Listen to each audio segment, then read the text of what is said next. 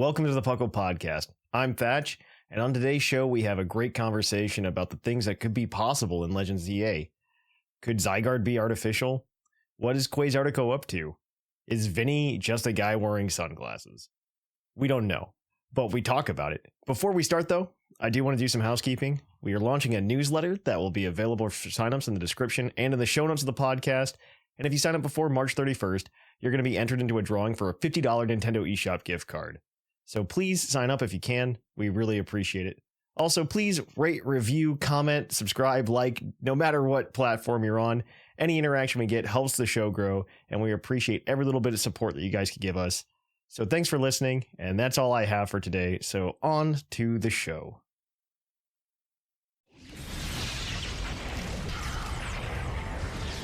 And now, coming to you live from atop the Lavender Town Radio Tower, it's the one, the only, PuCL Podcast.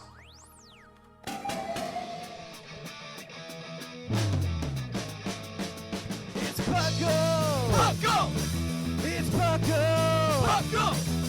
Pokémon Underground Champions League, oh yeah! PuCL! PuCL.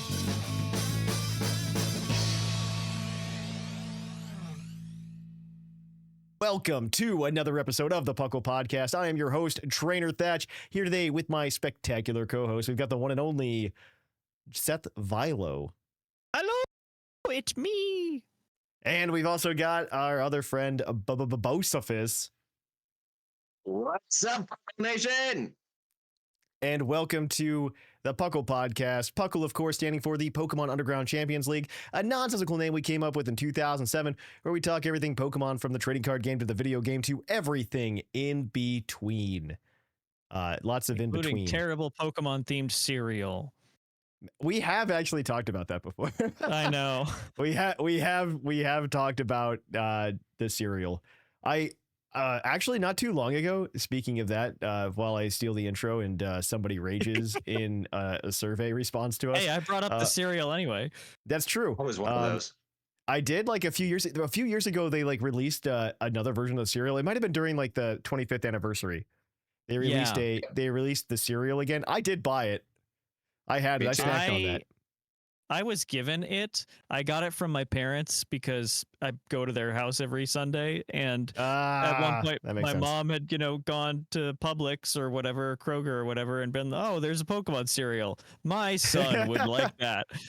And it was recently because I was in this house, and it was awful. It was awful. I can't lie and say like, oh, it was okay tasting. I had a little bit. No, it was terrible cereal. And no, that cereal is trash. That cereal is hot trash. Box.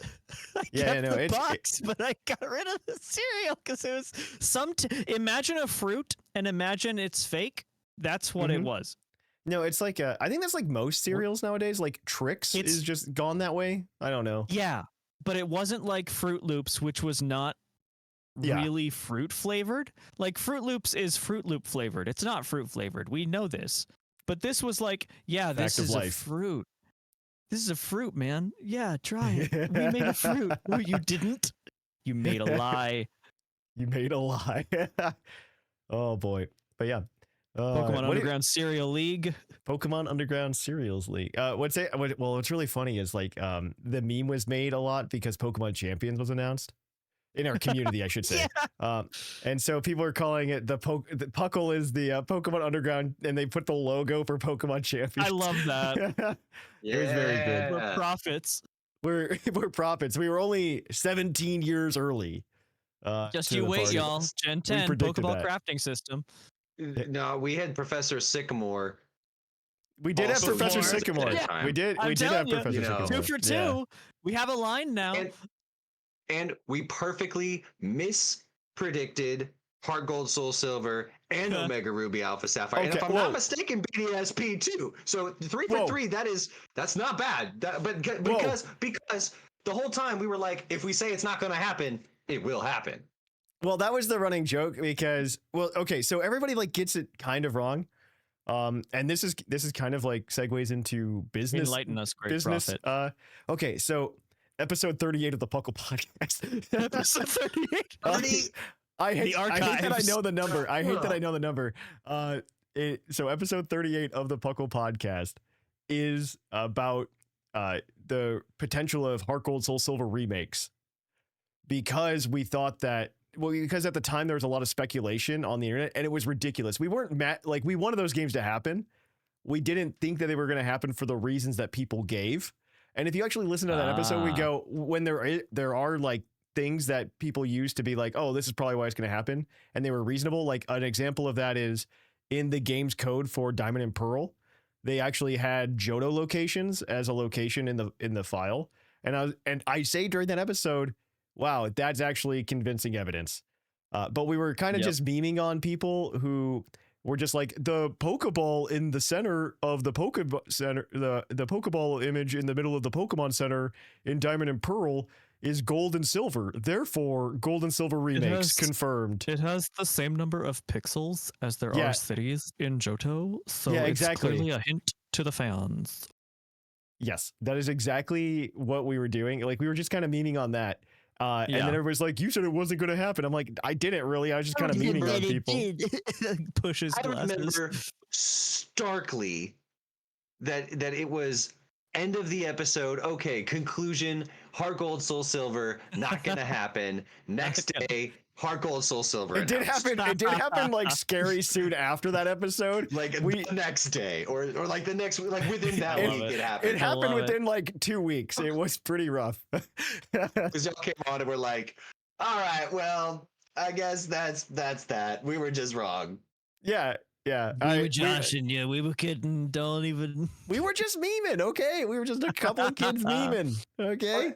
But then we also did it for ORAS. Like for Omega Ruby Alpha Sapphire, we absolutely did, and that was mostly because I didn't want it to happen. The moral of the story is that we really are the Prophet's Underground Cereal League. That's what I'm gathering. That's how seriously people should take us. We are the absolutely. That's how seriously they should take us. Is based on that name. Yes. Put ketchup on your cereal. Don't let life hold back. But yeah. Have you guys been up to just griped about fruit cereal? Tomatoes are fruits. Get off my case. That's what I'm saying. You did hypocrite. To get us back on topic. Have you guys done anything fun in the past couple weeks or so since we last talked about Pokemans? Heck yeah. I have been I've been getting charged up and practiced up and everything for the Atlanta Regional that's coming up. Yeah, you've got Atlanta coming up, man. Yes. Yeah. And I've got a group of people that's just in my little local Monday night thing that I go to and judge at and play at and things like that. And we call ourselves the Atlanta Boot Camp Group. So hey, y'all. I don't know if they listen, but Shamu's one of those people. He's just in the Discord group too, because he's gonna be here. Nice. And so sometimes there's like, okay, we're all gonna get together at my house on Tuesday. And I'm like, Shamu, do you think you can make it? I know. If I got you a plane ticket, would you come? It's a pretty short drive, right? It's only like what, 14 hours? 9 hours. Yeah. I was like, it was 1,800 miles, like something like that. It's a long drive. But other than that, it is fun to practice and just kind of prepare. It's going to be really fun because this is the first tournament after rotation and a new set. Yeah. So it's fun to be like the pioneers of what the new set might look like. Not everything's going to be like figured out or optimized or all that kind of garbage. I love new formats because everything's clunky. So a lot of things that are bad can do well like the first month. Exactly. It's going to be so funny. I love that you can play clunky things. Like one of my favorite post-rotation decks right now is this really dumb Farigiraf melodic deck that because it just stops everything else. Yeah, it's just the walls and it just stops everything and it works. It's not optimized at all because we're losing so many like consistency cards during rotation. But boy, is it annoying when you can't get out of the lock on the other side. Well, because you don't have your consistency cards anymore, right? Because you don't have the exactly. They're just gone. Yeah. A lot of things in recent Pokemon has started to bother. I'm a little scared for not I block, but J block, coming up, just because I've seen some cards get reprints, but not new blocks. If that makes sense. Judge is one of them. I'm also a little worried about like Professor's Research. It just got a reprint in Prismatic Evolutions, but they kept the G block on it. That. Yeah, they kept the G block on Professor's Research. They did do a format without Professor's Research, and I think they realized it was bad. So I don't think that'll happen again. But my full expectation is that the first set of J block they just reprint Professor's Research, and we'll have it. Yeah. Worst case, same with Boss. Whatever Professor comes out in whatever. Well, Boss is still G block, right? So I think so. Yeah. Yeah. So I think that we'll probably get something like that. I don't know. That's just me. Yeah. That's me though. That's what I've mainly been doing is just actually gearing up and practicing for real. Yeah. What about you, Bo? Anything cool, interesting, exciting? Yeah, definitely some stuff going on. I did want to comment that I love that Professor's Research / Professor Oak and all the iterations is just like, I love that it's just the best card in any card game. Like for real. It is though. Wait until the Yu-Gi-Oh players find out we have discard draw 7. It's just that. Well, anytime I see it, because what is it? I work with I'm a scientist, so I work with a bunch of nerds. Wait, you are? Yeah, right. I work with a bunch of nerds for the weekends, and the nerds, a lot of people play Magic, right? And I get a lot when I tell them like, oh, I played the Pokemon trading card game sometimes, and they're like, well, you should play Magic, and I'm like, it's not that I don't know how to play Magic. It's just that I know who I am as a person. Yeah, and I don't need another card game. Yeah, that would be bad. I am similar to you. I warn you, as someone who was finally pulled into Magic, refrain for as long as possible. I'm closer than I've ever been right now, which is scaring me. But they're just like, yeah, you should play it. I'm like, I don't know, like the game, like I could probably be pretty decent at it. Like it's fine. They're just like, no, it's a way more complicated game than Pokemon. I'm like, I don't think I've ever played like it's because of all the different rules that I really make think up that's with it. new sets. Yeah, I think it's really just that, because the real answer is it doesn't really like make a difference, in my opinion. Like Pokemon, Yu-Gi-Oh, and Magic are all different card games. They all have different things that make them what they are. Different. They're not. It's for sure. People like to compare, but they are very much apple orange. Yeah, it is. The only comparison is that they are card games. They are made of cardboard. Play with them. Yeah, and they have different colors. Yeah, because Magic is a much different game. Like the strategy, sure, is different, but in Pokemon, the sequencing really matters, and that doesn't matter so much in Magic typically. It matters a little bit, but not as much. Man, you see, the goal in all the card games is to win, so really they're all doing the same thing. Yeah, exactly. Yeah. So I don't know. I really dislike the argument of like my card game is more complicated than yours, because I've never. I never would be like, yeah, Magic is actually. Them and say yes.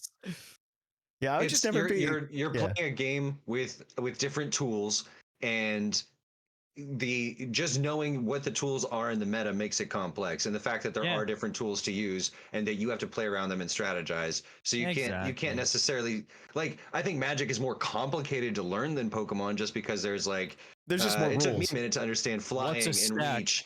And like stack, all that stuff, and like tap, because there's a lot of different. So yeah, it's more complex, but I don't think it's a more complicated.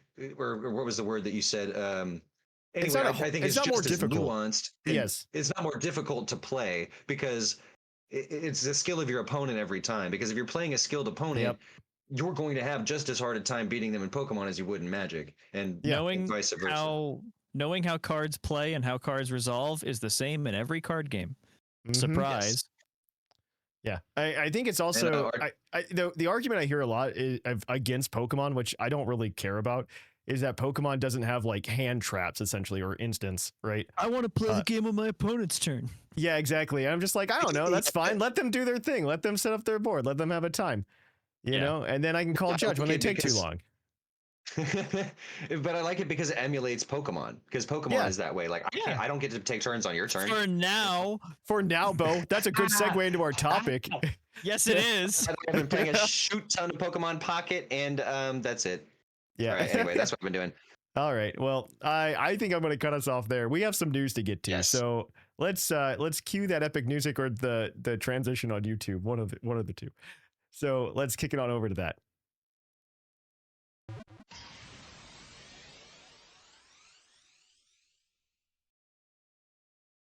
Welcome to the news, the part of the show where we read to you news topics and give you some thoughts. Maybe not a lot of them, but some. So we're going to dive right into our first story today because apparently all the news was just last week and they're just like, but what if we just didn't have any more? So we're going to talk to you about this really fun Cheeto-Zard. Cheeto-Zard! A Pokemon-shaped Cheeto sold for $88,000. $88,000? What the heck? I saw pictures of it. Yeah, I love that they made a little card background for it, and they put it in a cassette tape case. Nobody who listens to this show knows what a cassette tape is, but it's in a box for one. You don't listen to the show. Don't lie to me. Fair. I listen sometimes, but I'm old. Don't lie to me. You don't listen to the show. Kaneda's listening. Kaneda's listening. He remembers not only cassettes, but also 8-tracks. So I like to listen to myself on the show. I analyze how I perform. No. I believe that, actually. That is the only... I know this about Sublime. Sublime only listens to episodes that he's on. Oh, that's funny. Yeah, he only listens to episodes he's on because he wants to hear himself talk. Yeah. No, self-critique is real. No, when you record. I'm all for it. That way you know what you're doing. But yeah, somebody paid $88,000 for that Cheeto. It wasn't me, I'll tell you that. I don't think I could ever spend $88,000 on anything but a house, maybe. I wouldn't tell anybody that I won the lottery, but there would be signs. There would be signs. I would have bought a Charizard Cheeto. Fiery hot signs. Exactly. Oh, right. Flamin' hot. That's the name. Dang it. Well, I should know that. I have the Mountain Dew for it. Oh, it is a Flaming Hot Cheeto. That is true. I didn't pay attention to that. If you haven't had Flamin' Hot Cheeto Mountain Dew, number one, live a little and get some. Number two, it's the best migraine drink on the planet. So I have a lot of it. Puckle does not condone this for your health. This cross off your bingo cards, y'all. It's Seth's weird food thing. Yeah, it is. You're like all about this nutritionally complete system for yourself, and then you're just like, what if you just drink literally toxic fiery hot garbage? Yeah, no, balance. It's about balance. Yeah, it's gonna be spicy going in and spicy going out, and that's the part I don't. All right, I'm gonna get us back on topic on track. Here. News. And I'm gonna move us back to this thing about Koraidon. The motorcycle was announced. It was just a silhouette before, and guess what? It looks about the same as you would expect. It's really cool looking. It is really cool looking. You can see where like the tire comes down though, which is a little bit of a bummer. But the legs do move. I assume it's because they're just like kickstands that have to lower and retract when the wheels go. But yeah, it's pretty cool. I'm not gonna lie. It's a neat little thing. I like that they got those. I love that Honda and Toyota did one. Not just one, but both. Man, you talked over me and said what I was gonna say, jerk. Wow. I'm sorry, put that Bo. one in your bingo card. I was gonna say. I was looking up. I was like, why'd they do Koraidon and not Miraidon? It's because they did Miraidon 2 years ago with Toyota. And I was like, oh, that makes sense. Yeah. Yeah. I love that, though. And I guess they just had to figure out, wait, this one's not something we can just make into a motorcycle. How do we have a quadruped into... That seems more Honda's alley. I don't know. They did make the Element. So... it looked real cool, though. All right. And the final thing I get to talk about... Japan has these adorable little plushes that hug each other now that are coming out. It is like it's like an unevolved Pokemon, and they're like tied together by a string, and you can stretch them and they go together and they hug each other. It is adorable. I'm looking at them from my gosh. It's adorable. So you can actually, like, there's a Clefairy, a Clefairy, Cubone, and a Marowak, a Sentret, and a Furret, a Swablu, and Altaria. It's pretty cool. It's pretty cool. There's some good stuff. There's some good merch. I have that Sleeping Totodile from a couple weeks back, and then I realized they made a Cubone, and Cubone is unironically like one of my favorite Pokemon. Like from a design standpoint, I don't know if it's because it's not good. Let's be honest. Cubone and Marowak aren't good, but I love them from a design standpoint. I think they're just very cool Pokemon. Fantastic designs, yeah. All the little baby ones are crying. They're crying, and then the big one comforts it, and it's really cute and adorable. Into mama, they come running to mama. Oh, that's disgusting. Oh, it's disgusting. All right, so our next story, Bo, you've got this. Oh yeah, I do have this. Hang on. You got to open that document, Bo. You got to know. I was on the document, and I was looking at these stupid hugging little Pokemon. I got distracted by the cuteness. I got distracted because they were adorable. What's sad was, like, I know this is gonna happen, so be sure I'm like ready to get the page back up, and I sure wasn't. So here's your fluff. No, I have it now. Skeleturge raids are live in Scarlet and Violet. Make sure someone removes his ability and maybe replace it with Contrary. Yeah, it has. It does have. It has Unaware, which is annoying. And I guess it has Torch Song, so it's just and lowering it has Torch its special Song, attack so if you make it Contrary. Exactly. So yeah, good idea. It is. Yeah, it's a good idea. It is. But yeah, what's the next story you got, Bo? And then we got for Pokemon Go Fest was announced. Woo! Yes. Are you gonna go, Bo? Are you going? No. I know he's gonna go fest. I'm gonna do this because I know he's listening right now. But Ryan, I'm looking at you directly at the camera right now. Ryan, I have invited you to be on this show and debate me about the state of Pokemon Go. Oh no. I still challenge you to do this. We'll make it a 30-minute, 2-hour thing, bonus content for the fans. Okay? I love it. He sent me like a paragraph text once after I said something about Pokemon Go. I knew it was bad because his wife texted me before I got that text. He said, you're about to get a really long text. She said, Thatch, I don't know what you did, but you really upset him, and he's still writing. He's still writing. You really upset him. You said something here, buddy. You said something on the podcast and it made him upset. That's so funny. He did send it to me, and he told me that that one of the best things about Pokemon Go was the community, which I'm not going to disagree with. And he said that he'd like to invite me to go with him to Go Fest, but I'm not going to go to New Jersey. So I'd have to take time off for this. For any reason. Yeah. No. But yeah, the dates were announced. I don't know if those are on that document, Bo, but sure aren't. But it's announced. The dates, there are 3 locations for it, for you to go to. There is Osaka, Japan, May 29th to June 1st. New Jersey City, New Jersey. Man, what a locale. I can't wait to be in New Jersey. Joyzy. June 6th to June 8th. And then also in Paris, France, June 13th to June 15th. And I think if you sign up, there's like something about like getting Hawlucha, which is kind of cool. Like a bunch of Hawlucha. Seth's favorite Pokemon. Ugh. Yeah. Physically ill. It's neat. It's neat. Good. Yep. All right. Well, you can move on, Bo. I'm sorry for cutting you off because I had information on my screen that you didn't have on yours. It's all groovy. The global enemy is at the end of July, and the big selling points are Crowned Zacian and Zamazenta and Volcanion if you buy the $13 pass. If you buy the $13 pass. Yeah, remember that when that was $1.99? I think the first Pokemon Go Fest was like maybe $5 or $10. Save up Google survey points.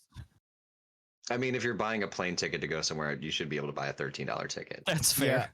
I don't know. I also I don't know that there's ever a world in which I like I like Pokemon, and I have definitely traveled to play the card game and the video game.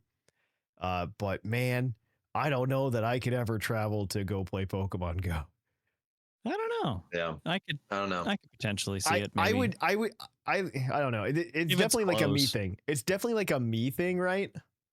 Yeah. 2020, I might have. Yeah, Pokemon Go, as I've said on the show before, is like it is a supplement to my fandom. It's not my fandom, which it could be fair. for somebody else, right? And that's fine. Right. I think that's completely valid. I don't think if you enjoy Pokemon Go, have fun. There are people that still love just playing red and blue. Okay, and those people are just as value. Like they're just as they matter just as much as me. Yeah, like as I've dipped into all the communities that I'm a part of, and part of that especially now is with, judging and stuff like that. Yeah. There is less overlap than you might think. There's not as many what we could maybe call Omni fans, if you will, that are in the video game proper, the card game, the Go. Yep. And it's kind of like what we've said before on other shows, where a Pokemon will drop in Go, and this will be the first time they see that Pokemon, and they're awesome, and it's awesome. Yeah. Or people will see Metagross come out, the new Metagross card that's coming out soon. It's a metal type that accelerates psychic energy, and they're wondering like, why is it accelerating psychic energy? What does Metagross have to do with psychic? And yeah, like no, there's people who just play the TCG. There are people who just play the video game. Like I would say most Pokemon fans are probably like they at least dip their toes into like more than one aspect, right? Yeah. They know of them. Yeah, but I would say there's definitely those that like are very compartmentalized, and that's fine. That's valid. Sure. Enjoy the game, man. Enjoy life. Yeah. It's too short to worry about. Exactly. But Ryan, I challenge you to debate me about the state of Pokemon Go. There's no way that you could play Pokemon and not be called a Pokemon fan. And if anybody tries to tell you that because you play Pokemon Go or you only play Pokemon cards or whatever, you're not a real Pokemon fan because you don't do the way they do it, not they're true a at butthole. all. Yeah, I absolutely agree. Definitely a fan. Not true at all. It is not a slight to enjoy your tier, if you will. Because I have not played competitive Pokemon in forever, and I know you guys do that a ton. But like me and Jushiro, we play that fun little Pokemon card game on our phones. We're having a blast with that. And it's like even Pocket now is its own tier. Oh, yeah. Pocket. Oh, Pocket. I think there's a lot of different ways to enjoy it, and so much money. Exactly. Yeah, let's cool finish the news. Let's finish the news. Speaking of card games, if you buy that reasonably priced $13 ticket before April 15th, you'll receive research for Skidoo in early April. The event will have a shiny boost for those that pay. Gross. Ew. I about threw up reading that. I'm sorry. Oh well. And the Festival of Colors runs the 13th to the 17th and unlocks shiny Bruxus and shiny Smeargle from photos. It does. Wonderful. All right. Finish us up with some TCG, Seth. You bet. And boy, howdy, is it a news drought, because the TCG news is that Japan's next set, Heat Wave Arena, has been fully unveiled as of the day that we are recording. Yeah. And unlike what we were thinking, Misty's line of Pokemon does not, in fact, have an EX to it. We were kind of thinking there would be something. So Misty seems to be the non-rule box person for some reason. But boy, howdy, does that Yanmega look cool. The Yanmega has no trainer. It is untrainable. It's just itself. It's just, yeah. To be fair, I don't know if anybody, like, unless you talk about Jessie, there's nobody there. And the anime, they have just treated as like not canon whatsoever. Yeah. That I will say, to go back to some Pokemon Go, a redeeming quality. Pokemon Go treats a lot of things that weren't canon as canon, and does implement them. So I do appreciate that about Pokemon Go. Shadow Pokemon, and then you've also got... That's true, yeah. Yeah, you Shadow Pokemon, and they bring Jessie and James back all the time, so I think that's very fair. Ash Greninja is what ties anime to everything. That's true. The Ash Greninja is so weird. It's coming back. All together. It's coming back. No, it's coming back. Don't. No. We'll talk about it. We'll talk about it during the show. I know. But yeah. Oh, great. Is that everything? Did we finish? We done? That's the news. Puckle's Yeah, badge. that's Puckle's badge been into this month. Is that not this one? No, that is this one. So, you go ahead, Bo. You read that. Let us know. Badge Bonanza this month is a playthrough of the first Pokemon Mystery Dungeon, Rescue Team, Red, Blue, or DX. Oh, that's probably why Cloud was playing it. Actually, it literally said that in the description if you paid attention. I sure did not. You can play any version of the game: GBA, DS, Wii U, VC, NSO, Expansion Pass, Switch Remake. You'll earn your basic badge for defeating Zapdos and the gold badge for reaching the credits. But we all know the most exciting part is sharing what Pokemon you get from the personality quiz at the very start. That's true. That's true. I also probably say this during the little intro bit that I started doing for the podcast, but we've also launched a PUCL newsletter. You'll be able to hopefully find it on our website by the time this is public. Not 100% going to guarantee you that, but if not, there is a link in the show notes to our new newsletter. We're going to do a newsletter that comes out on the second and fourth Tuesday of every month. We're going to drop a little bit of information about what's going on PUCL, highlight a co-host, highlight a community member, and give you guys some tips and some content suggestions. Not just PUCL, but also Pokemon community stuff that we found interesting. So definitely subscribe. We would really appreciate it. And then, of course, if there's new merch drops or something, you guys will be the first to know. That's awesome. I'm glad we're bringing that back. Yeah, it's going to be cool. It's like the old PUCL like articles we used to do on the website. Yeah, the news articles. It's exactly what I mean. It's a smaller version. It's a more compact and digestible version of that. Yeah, love it. It's here. It sounds super revamped. Yeah, so please come sign up for it. I did forget this part. There is an incentive to sign up outside of all the awesome things you get. But if you're signed up by March 31st, and by that I mean you've confirmed your email, you will be entered into a drawing for a $50 Nintendo eShop gift card. So just make sure you're signed up and you receive the newsletters. If you receive the newsletter, you're signed up. So thank you for that, guys. We appreciate it. But yeah, that's the news. So what we're going to do here, guys, is we're going to kick it on over to our Puckle's Poke Quiz, where we're going to quiz your co-host on their insane Pokemon knowledge. So we'll catch you all over there.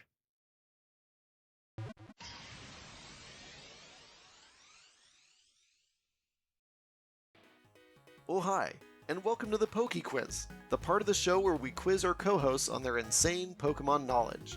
I'm Mark from the Dunsparce gang, here to explain the rules. Our fabulous co-hosts will work as a team to answer 5 Pokemon-themed trivia questions that fans have submitted on the Discord server. Each question is worth 1 point, with Pokedex and multiple answer questions worth more, for a total of 7 points. The host can use a free hint at any time. If they get all the answers correct and do not use the hint, they can cash it in for an 8th point. Welcome to Puckle's Poke Quiz, the part of the show where we quiz your co-host. We just gave you all those rules right before this, so here's some more game, I guess. We're going to get started. Professor Oak tells you it's time to Poke Quiz. I really need to get like a pixel-based Mark to be here instead of Professor Oak, but all right. Your first question, guys, as it is every week, is a general trivia question. And this week, your general trivia question is going to be from the British Gent. Pokemon Adventures Ruby and Sapphire. In Pokemon Adventures Ruby and Sapphire, a Pokemon. This is the manga, by the way, because British Gent saw that Bo was going to be on the show.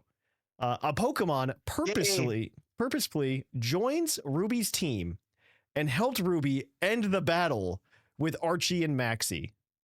Oh no. Afterwards, Ruby was sent away and it left Ruby's team. What was that Pokemon? Ruby was sent away.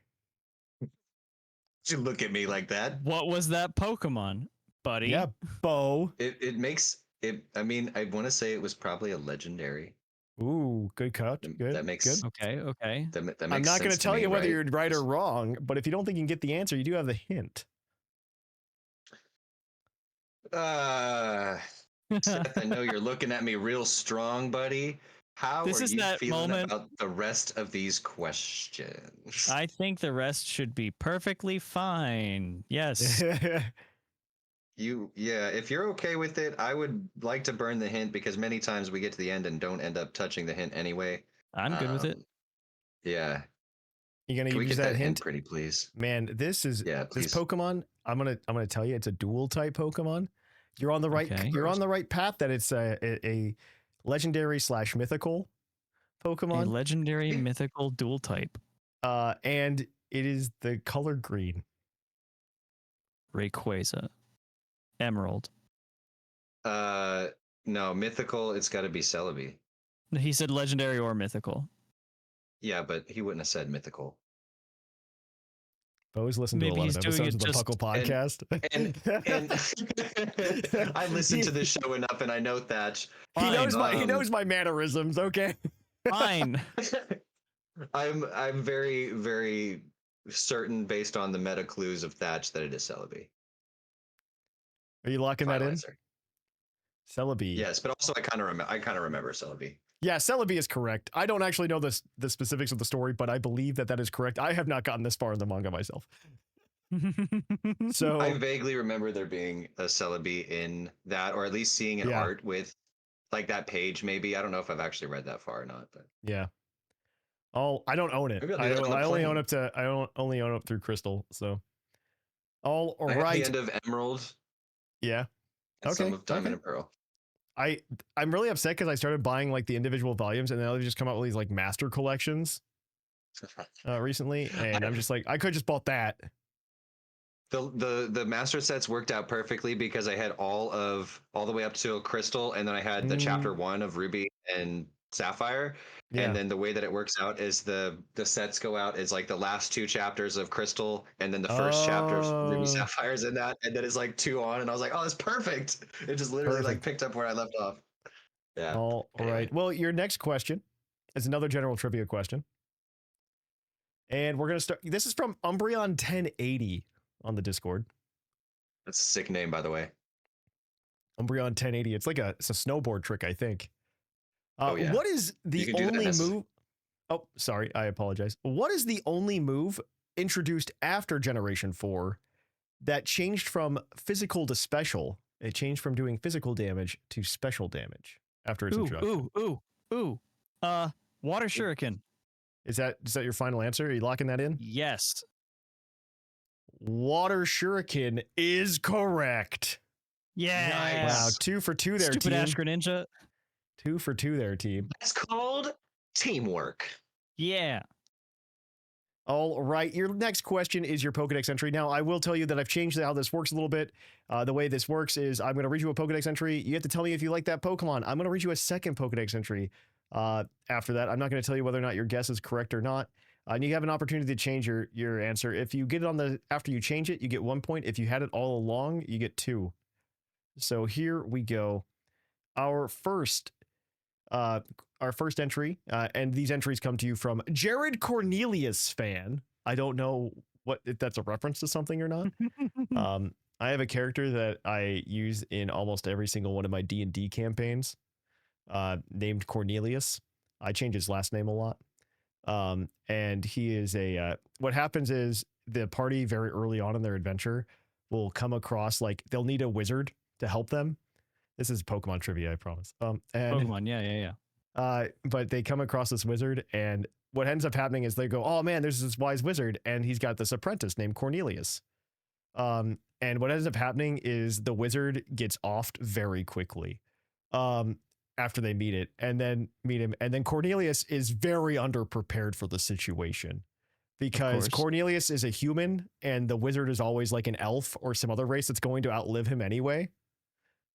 So he never assumed he would have to take up the duties of the local wizard.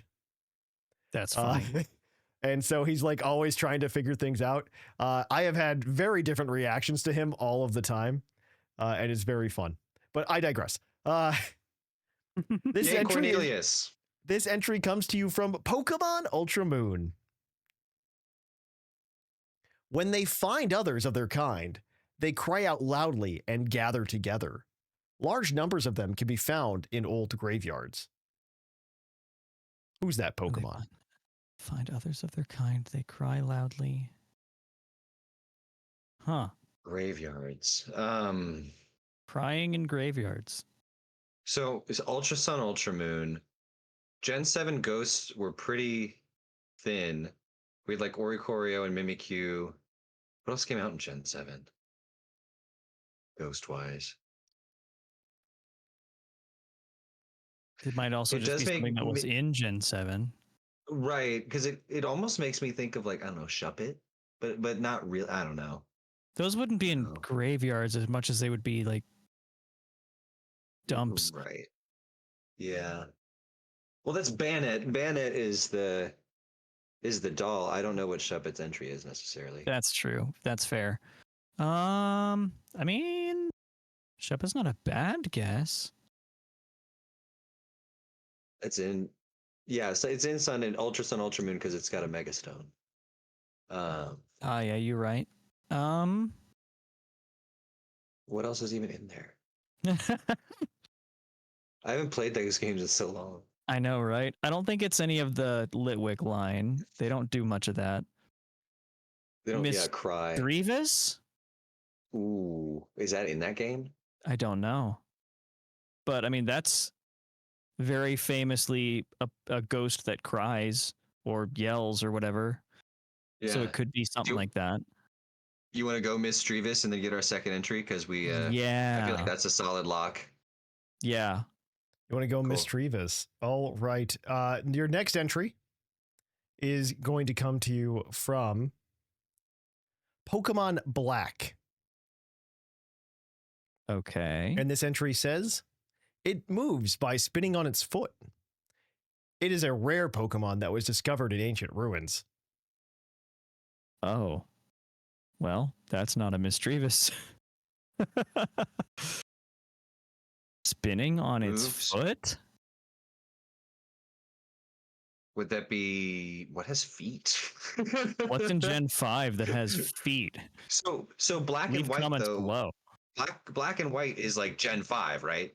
Like yes. They didn't make new entries for anything else except for Gen 5. Correct. Pretty sure. Okay. So it would be a Gen 5 thing. What's a Gen 5 ancient type Pokemon that gathers in graveyards and cries a lot? That has feet. That has a foot. At least a foot. Feet. Frillish doesn't have a foot. Is it Golett and Golurk? And it spins. It spins. What's a Gen 5 Chandelure is like It spins like a top, not a foot, though. It could spin like a top. Could spin like a top. It's Ferroseed. If something was thought to be a foot. It's I just one because I think we've asked this we've used this entry before. and it's really weird that they call it a foot. Yeah. What on earth is it? Like, I'm trying to think of what was in that ancient ruin in Gen 5 that had the Golett, that had the Volcarona and stuff like that. It had Yamask and Cough-a-Great. Could it be Yamask? Oh, it could be Yamask. I'm going to need an answer here, guys. I'm going to need an answer. Come out I think that's the best bet. Mostly sees it looking at its face, though. From a grave. Yeah, and I need an answer, guys. Weird thing to call a foot. I think it's Yamask. Yamask. Final answer. Yamask is unfortunately incorrect. I don't feel bad. The answer might surprise you. It's Baltoy. Oh. It's Baltoy. Yeah. Okay. So why were we thinking? Whoops. Why were we thinking ghost? Oh, graveyard. That's why. Graveyard, and they cry a lot. I guess Baltoy's just real sad. A bunch of them ended up in a graveyard, and they're like, "Why are we here? Why did we arrange the meeting to be here?" I'm just confused. Yeah. We belong in the desert. Yeah. So your next answer, as always, is your multiple answer question, and this one is going to come to you. There are 3 answers here, 1 point for each answer. This comes to you from Bodhi on the Discord. What 3 Pokemon have been in every installment of Super Smash Bros. As Pokemon in throwable Pokeballs? In throwable Pokeballs, okay. Yeah, that's like different. You throw them out, and then they're in the game. You know, they're like in the item, the support type thing. Yeah, they're in the item, right? Yeah. I feel like Goldeen is probably one. Yeah. It would have to be some of the early gens. You do have to lock them in. You get 3 strikes. Okay. Goldeen You lock. want to go for Goldeen? Yeah. Goldeen is correct. Yes, Goldeen is correct. How do you feel about Electrode? Electrode? Yeah, I feel like that's a good one, just as a bomb. I think it's in everyone. Electrode lock. Electrode is incorrect. Oh no. That's your 1st You're strike. Incorrect. Leave. No, that's your first Leave. strike. Get out of here. Again. That's your strike. You're out of here. This is my show now. So in my mind, the 3 that first came to mind were Goldeen, Electrode, and Mew. Oh, Mew's a good Because one. Mew is always like the hidden one or whatever, and I know it was in Smash 1, and I know it was in Melee. Yeah. I don't know if it was in Brawl or 4. It was in Brawl for sure. I know that. Okay. So Mew's a really good guess. Yeah, that was the other one that came to mind. Lock. Mew. Lock. Mew is correct. That is 2. There's one more. Woo! One more for the clean sweep. Yeah. Actually, it's not clean. You already have a strike, but yeah. I'm feeling Pichu. It wasn't in Smash 1. Wasn't it? Okay, I didn't know. I thought there was a thing in where a like throwable Pokeball. In a throwable Pokeball. I know. I thought one of them playable. I thought one of them became a playable after it wasn't a Pokeball. Like, and that was the thing that people were excited about. It was like, oh my gosh, Pichu's a playable character or whatever. So I'm getting it confused. It's all good. I need an answer here, guys. Well, what were the Pokemon that were in the first one? The Pokeball Pokemon. That's a good question. Was Porygon. I've never played the first one, so I don't know for certain. It was Mewtwo in it? No, Mewtwo's playable in the next one. I will tell you, it's not a Pokemon that's ever been playable. Good to know. Right. Okay, so that way Seth doesn't guess like Greninja or something, you know? Greninja was an original Smash. It was 3 Smashes. Oh shoot, what else comes out? I mean, Venusaur, Porygon maybe kind of comes to mind, but I think it's Porygon 2 in Melee, so I don't think that's right. Okay. What even is in Pokeballs? I only see Goldeen because that's all I ever get. Yeah. Okay. I'm kind of stuck here because my experience with the whole Smash Brothers franchise is Brawl and Ultimate exclusively. So, guys, it's late. I'm getting tired. You gotta get me an answer, know. You know.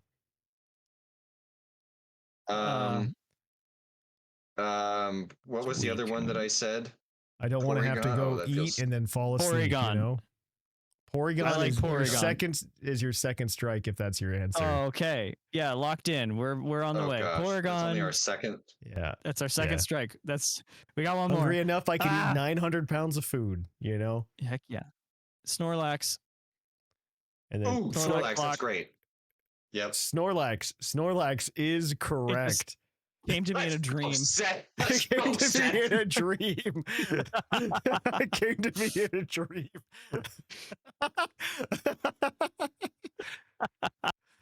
It was really heavy-handed there with the 900 pounds comment, but yeah. It was like really heavy and over the head.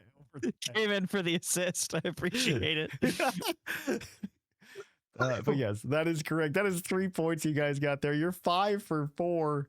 Your last question is your base stat question, as always. And this one's going to come to you from, I forgot to put the person's name. That's a weird username. I apologize. Yeah. Weird username. In Pokemon, in Pokemon Red, Blue, and Yellow, because we haven't asked a lot of top and bottom. We've asked a lot of top and bottom stats on this show. And we've done all of them. So get ready. I'm going to take a shower. In Pokemon Red, Blue, and Yellow, which fully evolved as of Red, Blue, and Yellow, by the way. So it could be a Pokemon that gains an evolution. / does not evolve Pokemon has the lowest special stat. Oh. Okay. The stat that none of you know and you can't study for. The stat that smiles back. Lowest special. The stat that smiles back. Goldfish. So fully evolved with the lowest special. It's not Machamp. What about something like Beedrill? Beedrill's a good one, honestly. Although we might be confusing it with Mega Beedrill, which is like what, 15? Well, that's originally what kind of made me think about it. Because I'm trying to think like what would not have special attack, or like I guess what has high attack. It could speed, be, you know. Yeah. Forgive me. Was it a Pokemon that, if this was said, was it a Pokemon that evolves, or is it? It does not say, but it is a Pokemon that, as of Red, Blue, and Yellow, is fully evolved. As of Red, Blue, Yellow is fully evolved. Got it. Yes. Okay. So it could be Onix. Oh. That's not a bad guess, because Onix is bad. Onix is bad. And special is both special attack and special defense at that time, which it was real bad at both of those. Because isn't it well, like one of them 40 and one of them less? Yeah. Like I don't know which is which, but one like, of them 40 and one of them even bad, and one of them even worse. I mean, really, all numbers are either 40 or not. So he's on the right track. I mean, you're right. When you're right, you're right. I never thought about it like that, but you are right. Yeah. I like Onix. You're gonna go with Onix. You guys want to stick with that as your answer, Onix? I think so. Yeah. I like Onix. I like rocks. Yeah. All right. I like rocks. Rocks. I like turtles. All right. So here we go. Were you guys correct? Were we? You were. It's Onix with a base special stat of 30. Next up in the lowest is Hitmonchan and Hitmonlee with 35. Followed by Kangaskhan at 40. And then Beedrill is next at 45. It's Beedrill and Rhydon actually at 45. I thought Beedrill's special defense, what became its special defense, might have thrown it because it's still at least got some. Yeah. So, yeah. Yeah. But yeah, 45. you guys got 6 points there today. Ooh. All right. That was good. That was good teamwork. I like that. Was heck way to yeah, go, Seth. Way to go, awesome. Bo. Way to go, team. That gives you guys. Why are you not clicking? That's a weird score. Oh no. Yeah. There's a bug in my room. There's a bug in my room. That means it's bug time of year. Wait, there's a bug in my room. There's a bug in my pants. You know, it's something. I don't know what you're doing, Bo.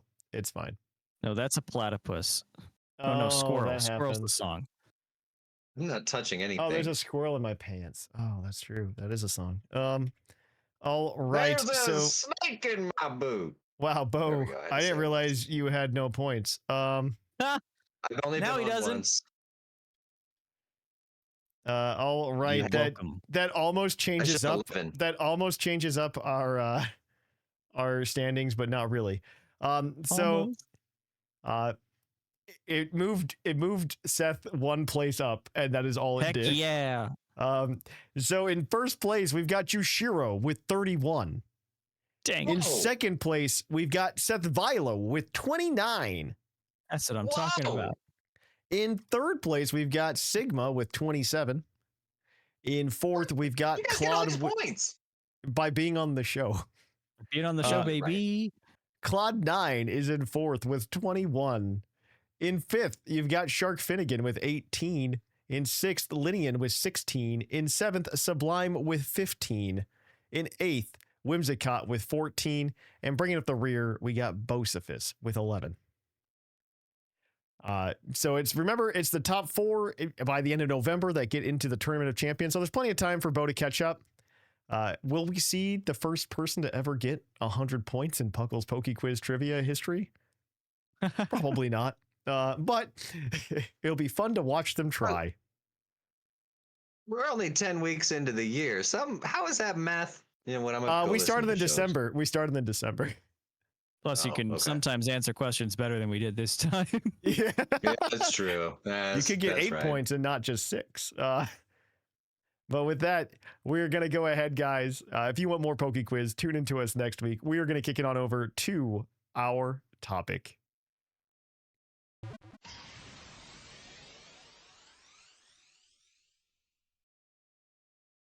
Welcome to our topic. Our topic today is Pokemon ZA.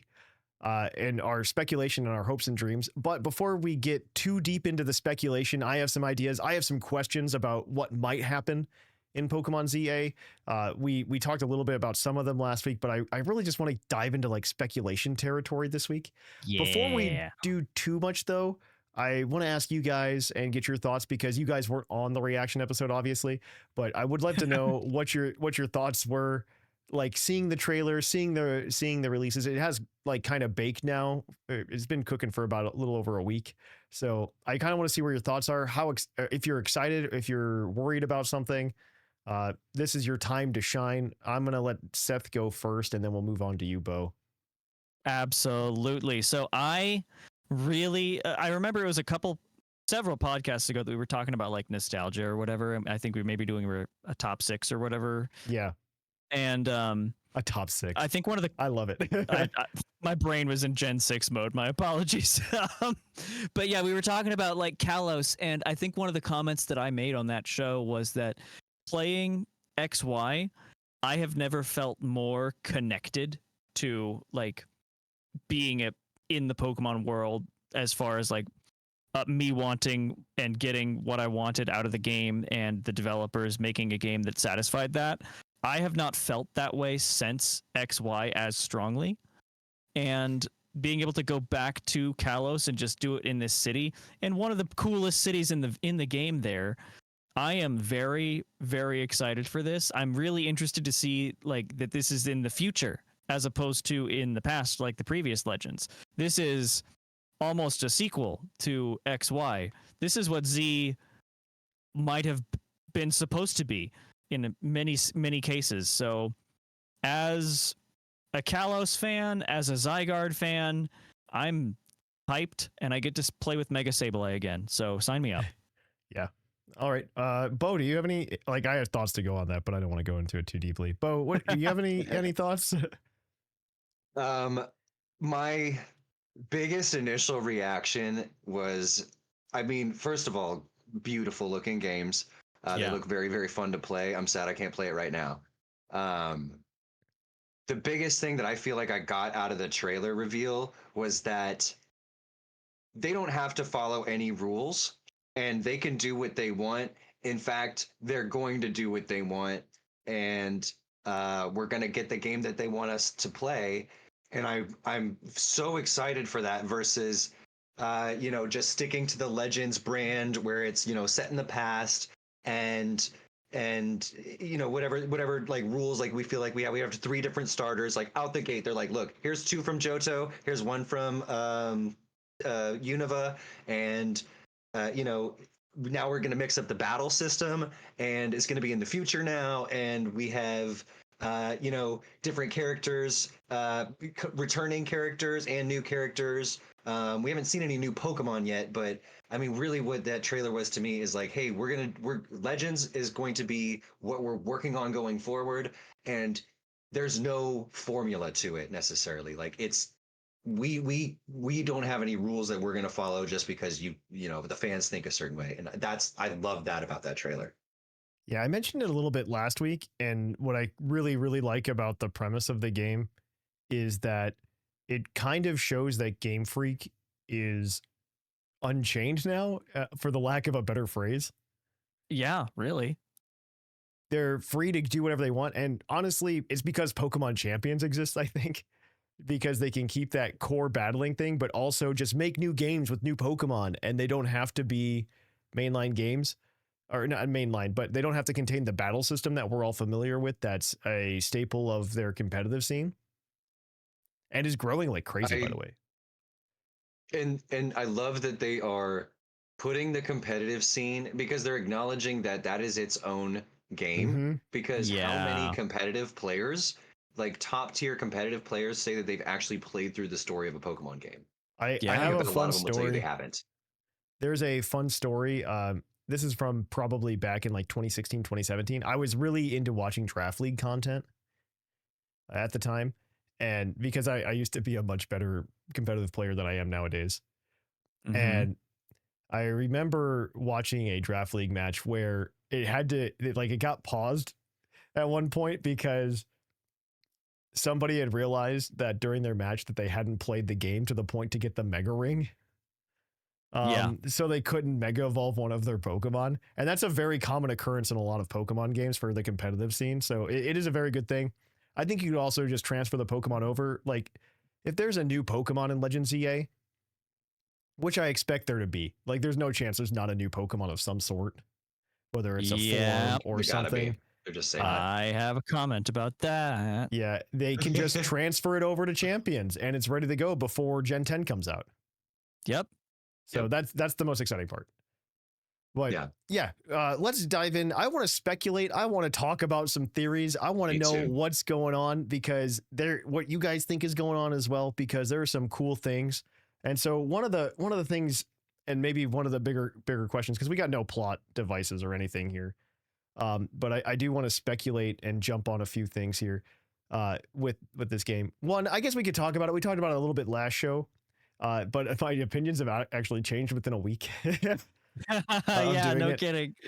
My opinions have changed because what's really great, honestly, it's because we're posting on YouTube now and I can interact with the community a little bit more real time there when they're listening to the show and they have thoughts. Like, Discord community is great as well at puclpodcast.com. But I really, really, really do like a lot of what's going on on that community. And one of the things that they brought up, because I was very adamant last week, and I'm still leaning towards this. Like, I still think this is my favorite, but with the starters, with Chikorita, Totodile, and Tepig, slash Cyndaquil, spiritual successor, I guess. Colossean Cyndaquil. Colossean Cyndaquil, Tepig. I'm not a big proponent that these guys are going to get regionals, but last week I would have told you it's impossible. It's not going to happen. We're not going to get regionals. But I was given a very, very realistic thought about how it could happen. Okay. And it can happen in one of two ways, probably, or even just regional Pokemon in general, right? In Kalos. One, it's very easy to get regionals of Gen 7 and on Pokemon, which is very likely because a lot of the Pokemon that got regionals in Legends Arceus were not from Sinnoh, right? They were Braviary or Avalugg of all things. Specifically not from Sinnoh. Yeah. Yeah. Well, no, I mean, you have Electrode, right? We had Sneasel. We had Sneasel and Electrode. Yeah, but Sneasel and Electrode, and I mean, then you got Weirdeer, which is weird. Pun intended. I mean, I guess they're in there, but they weren't Sinnoh Pokemon, Gen 4 Pokemon, Pokemon released in Generation 4 that got new type that I can think of. Yeah, but I think that people are just maybe the starters will get regionals, and I'm I don't see how that happens within 12 years or something like that, right? Of world time, but it could happen with one Pokemon living in the city now. Maybe there could be an evolution and an adaptation there. I think that could happen to some other Pokemon. Maybe not your starters. We've seen weirder things. Well, what really drove me, and this is a really fun theory, to get regionals is you're spending a lot of time in the Z Hotel with AZ, who has the Eternal Floette, and that's what it's called. It's called the Z Hotel. Isn't that nuts? They get eternal. Yeah. Well, they're eternal, so they have Mega Evolution energy because that's what did it. I wonder if we'll get the Infinity energy. Yeah, they'll have the Infinity energy will rub off onto you and your starter, and that could be your cool. starter will get a new form because of that. As their final evolution, they evolved into something else because Floette and AZ were hanging around them so much. And even then, we don't know where the starters come from, right? The starters could just be given to you from AZ. Yeah. Take these genetically modified Pokemon, exactly. child. Exactly. So I wonder if that could give you a regional. I don't know. What do you guys have thoughts on whether or not there could be regionals or megas? I think megas are still more likely because I think there's a big climatic thing where they're just here's the Mega Stone for your starter that Floette found or something. But I think people are just saying the Mega Stones couldn't exist, but I think it could be the Floette makes them.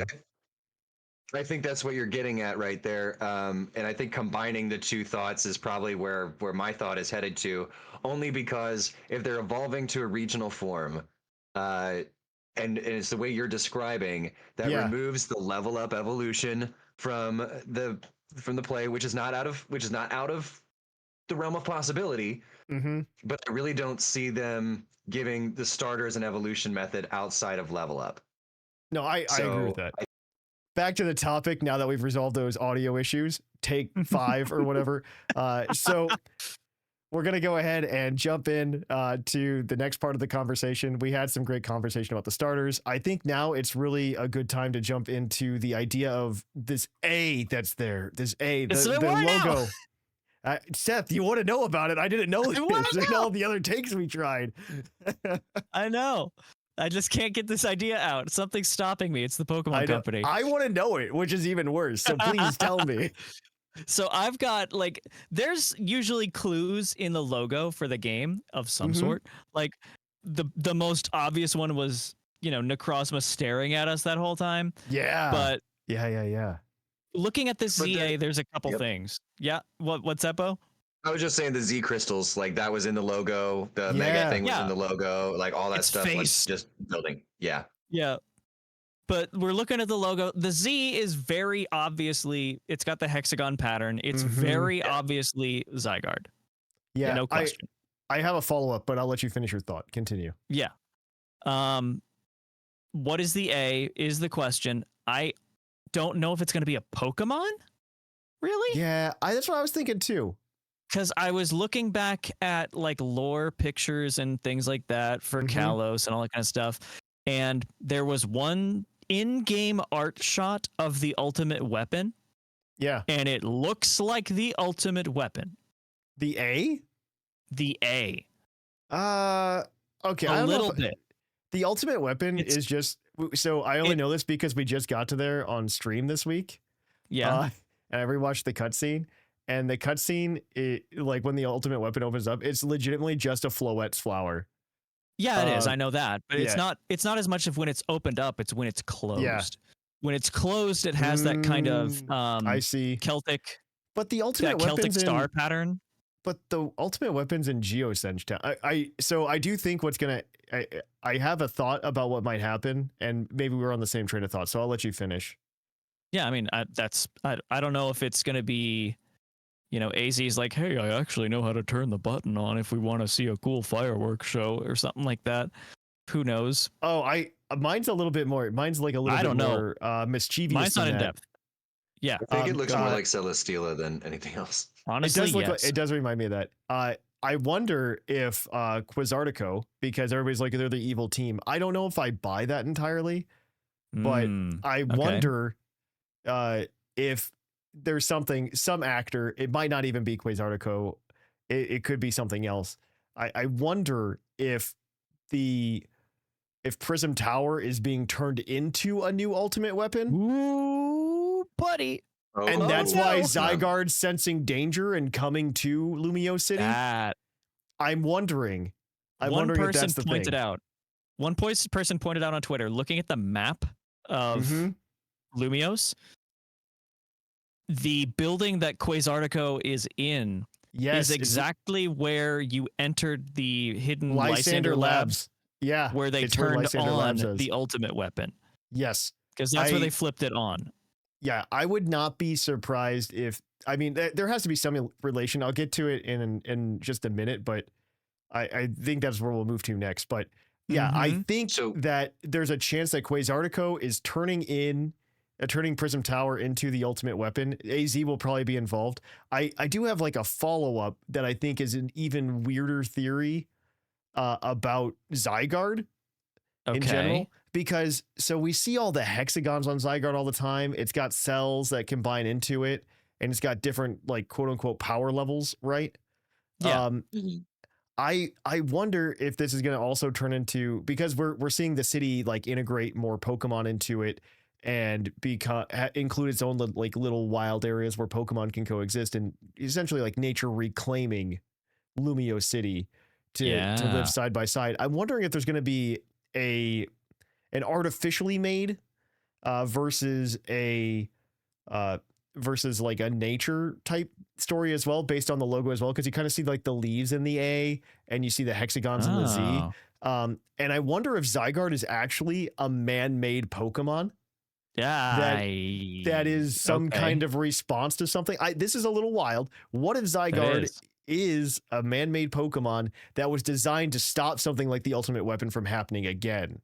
Could be. And that's why it was made, and it's made to be a little bit more modular, stuff like that.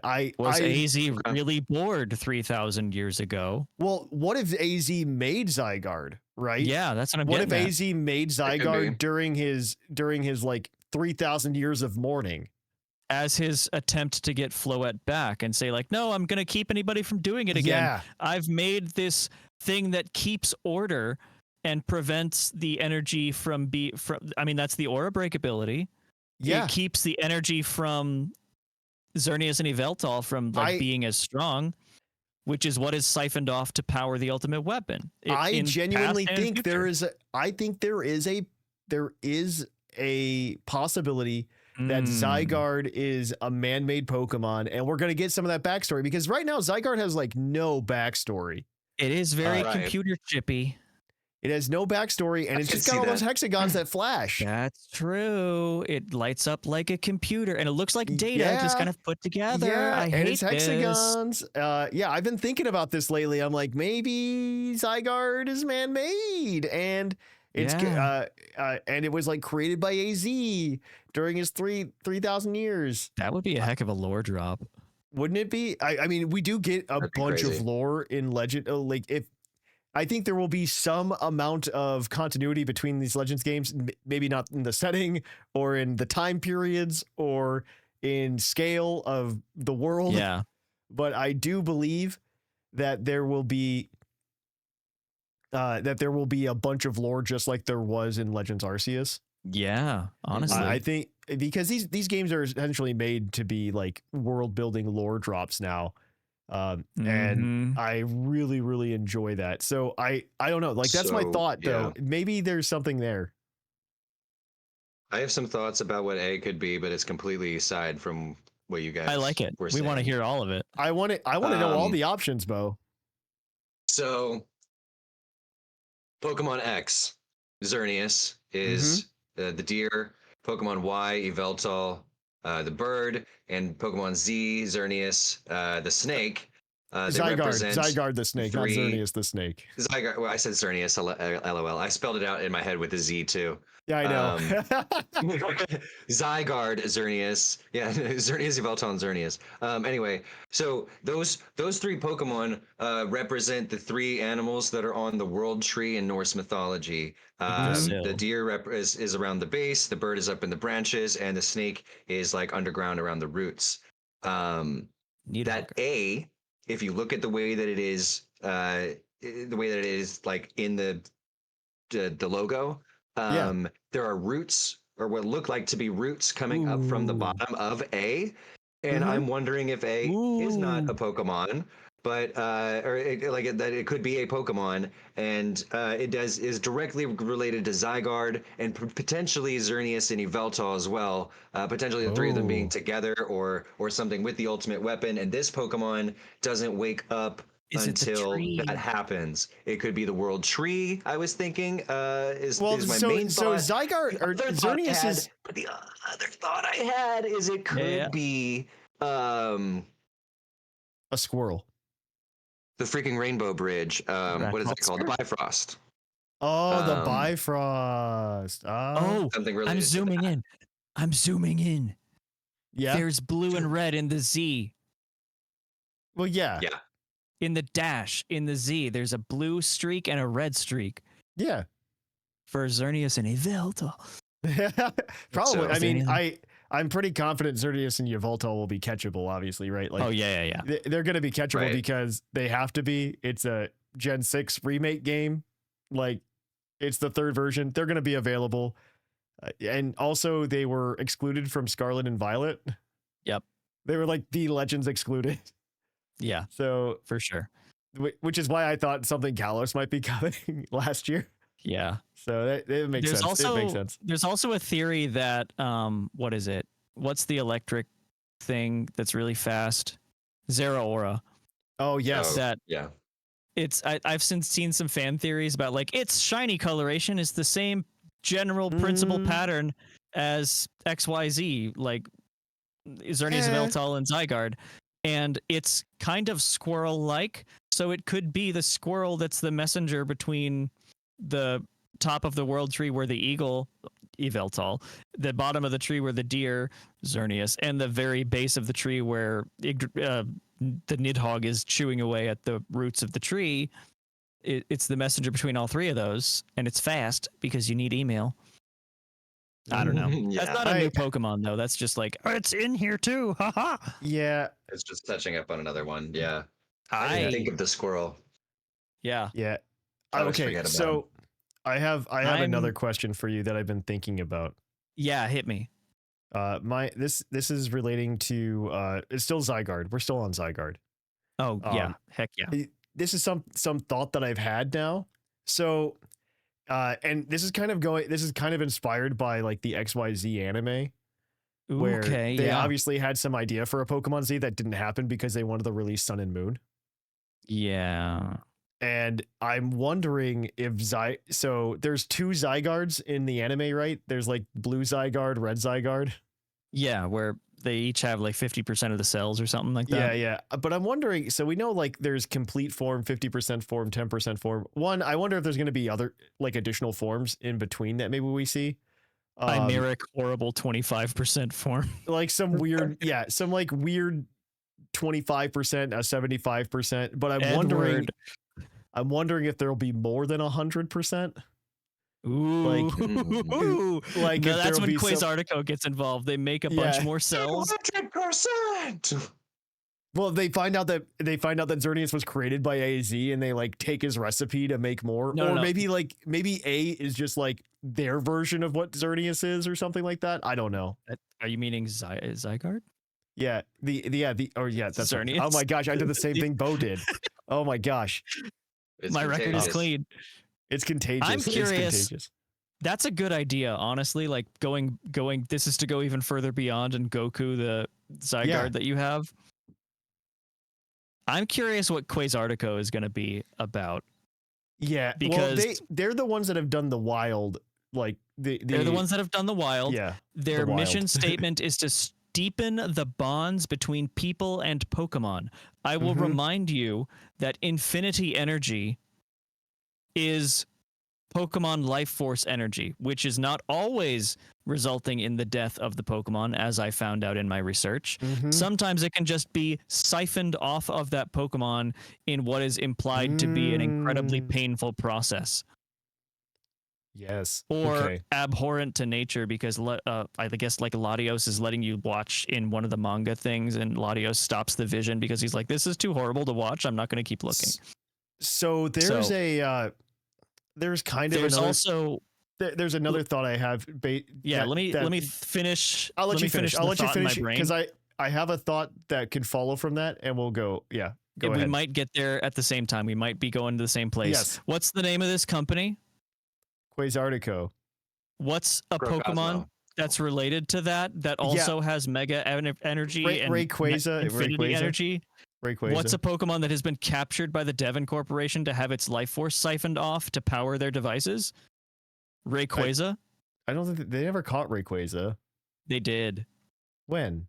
They had done it in previous events, according to like the Adventures manga. Oh, okay. We're talking about the manga. We're talking about the manga. Sure. Yeah. Yes. But I mean, that's what Legends do, is they tie it all together. And I feel like the manga is just whatever it is, you know? This is the opportunity for them to tie existing canon together in a way that they have never done before. I would argue that the manga, though, is probably more canon than the anime from our earlier discussion today. But I mean, that's what I'm talking about, is that is where they captured a Rayquaza and siphoned its energy, and you find that out later. It's like, oh yeah, we totally did this. I wouldn't be surprised if that's what happened we're not going to the same place, by the way, Seth. Okay, cool. But it would be a good way to put Rayquaza in the game and still get Mega Rayquaza. Exactly. I do appreciate that. I was more going to allude to at the end of the trailer. Yeah. there is a part The where event thing? Yeah, the event thing. Because you're talking about infinity energy. Yeah. And so at the event thing that comes up is just like, what's it say? It says a promotion match announcement. And Mega Evolution is back, which is probably somewhat tied to infinity energy. Yep. Anchored, I wonder if they're doing something where they're promoting matches at Lumiose Tower to siphon the energy from Mega Evolutions happening during those battles. Yeah. Okay. That's good. Yeah. And then we get more entries about the Pokemon being in pain. Oh, from no. Sun and Moon. Yeah. It's just like it's like tying a turbine to a rotating door. Yeah. That's such a good idea. We've figured out a way to get energy off that's not painful to the Pokemon. Mega Evolution is no longer painful. You're welcome, Quasartico. Except it is painful, and Shush. I think that would be what we find out later in the game is we get to a certain point, they announce that tournament or whatever, and you're like, okay, cool, now we all go here, and you place in a bunch of battles, and then after you get, progress so far into the tournament, you're about to win or whatever, and they reveal that, oh, this is what we've been doing the whole time. You're the reason Mega Evolution's timed now is because we've been siphoning it this whole time. Yeah. That's just my thought. There's one last thing that I really wanted to like. It is again in this vein. I'm really grateful for like how our conversation is actually naturally flowed into all the things I wanted to hit. This is the last thing because I mentioned this last week and how odd it is to have existed in the way it does. But there's Vinnie and his description on the website, which is not a description, and he's got the same mutton chops as Lysandre. Yep. And his description. Have you guys read his description from the website, by the way? I'm gonna do it for the audio podcast, but do it. I have not read it. Vinnie is a large man who wears sunglasses. He works at Quasartico as Jet secretary. He always seems busy and has a reputation for being a fast worker. This description was written by ChatGPT. Yes, it is. It what is was a it terrible that you description. Called him, Bo, when we were doing the audio blip, what did you call him? Yeah. Oh, what did Jet's I call Crunk? him? Yeah, it's Kronk. Yeah. It's Crunk. And Jet is Yzma. I don't know if he's going to be Kronk. I wonder if he is somehow related to like Lysandre or something. Yeah. I want to know, why is he grape themed? Yeah. Because I don't know. I was going over this with Bo too. If you look at all of his names across all the languages, all of them are riffs off of something to do with grapes. It's like Musquat, which is French. There's Vinnie, which is vine, or like the scientific name of grape is Vinus vinifera, or Vitis vinifera. I wonder if it has anything to do with like with Pokemon Violet or something, or being like a nod towards that. There could be that, or I don't know. I wonder that, and then this is kind of a follow on because I wonder if he's related to Lysandre, or maybe he is Lysandre. Yeah, that'd be funny. He's accidentally immortal. Yeah, I do wonder if like Lysandre had the same treatment happen to him since he fired the weapon, right? Like, did he get immortal like AZ? In Pokemon X, that's what he was threatening you with. Yeah, like did he also become immortal? I don't know. Like, I would love to see some like Lysandre aftermath. Bo, because we don't have his hair at least. The what? The hair? You noticed Vinnie's hair. That was really good. Which part about it? His cute little bun that's tied up by a Baneri and a Pancham little scrunchie. Yeah, that's adorable. This will help the people think I'm not threatening. Literally, though, I have long hair and I take walks a lot, and I walk around at night, and if I put my hair in a top bun on top of my head, people are not as freaked out. Like if I just have a big old goofy hair bun on top of my head that you can see from the front of my face, like it's disarming. Also, Jet has Colress hair. Yeah. I did get that pointed out to me by EV on the Discord, that he has the Colress hair, or she has the Colress hair. Yeah. Did you know that Jet is based on Jet, like the aircraft? Did you know that Jet, shares the spelling of her name with Joan Jett, who sang "I love rock and roll," which means that Toxtricity's in this game. Okay, so we've hit the wall now, right? No, not necessarily. On that one, we could keep going for hours. Jed still believes there's a war in Ba Sing Se. Yeah, no kidding. Oh my gosh, there is no infinity energy pain. Yeah, there is no infinity energy. She does look like that. Don't be ridiculous. That's interesting. I am curious. I am curious. I don't know. I don't know what the story is. We don't know what it is. I've put out my ideas. I don't have much else to say, honestly. Especially now with the man-made Zygarde, that holds water. The last thing I want to throw out I think Zygarde might be man-made. I do think that. Yeah. I like what you said about that. I also think story-wise, and kind of what we saw from the trailers, I think we're going to run into a 10% Zygarde dog as like a recurring character. It's gonna be like Suicune in Crystal, I think. Yes, I would think it would show up for story moments, and then probably at a certain story moment when you've collected X amount of cells or whatever, you get to like catch this Zygarde form, and then that's like your one to get you to 50 and get the next Zygarde or something like that. But at some point, I feel like that's going to be like a boss fight or something along those lines. I think it's going to just from the trailer. I think Zygarde's going to test you probably throughout it, right? And see if you're ready. And you'll probably do some like cool real action battles with it, real-time battles with it, and have a good time. I saw one person point out something. Go ahead. Sorry, I butt in. My last point was just I think you'll get like little tidbits where AZ knows more about Zygarde than you would expect. Yeah. They've been I think that too. Zygarde's probably checked on him. I think they're totally linked. Yeah, I think they're linked somehow. Zygarde is probably like, hey buddy, last time I left you without a chaperone, you blew up the planet and caused Deoxys to exist. Yeah. What was I saying?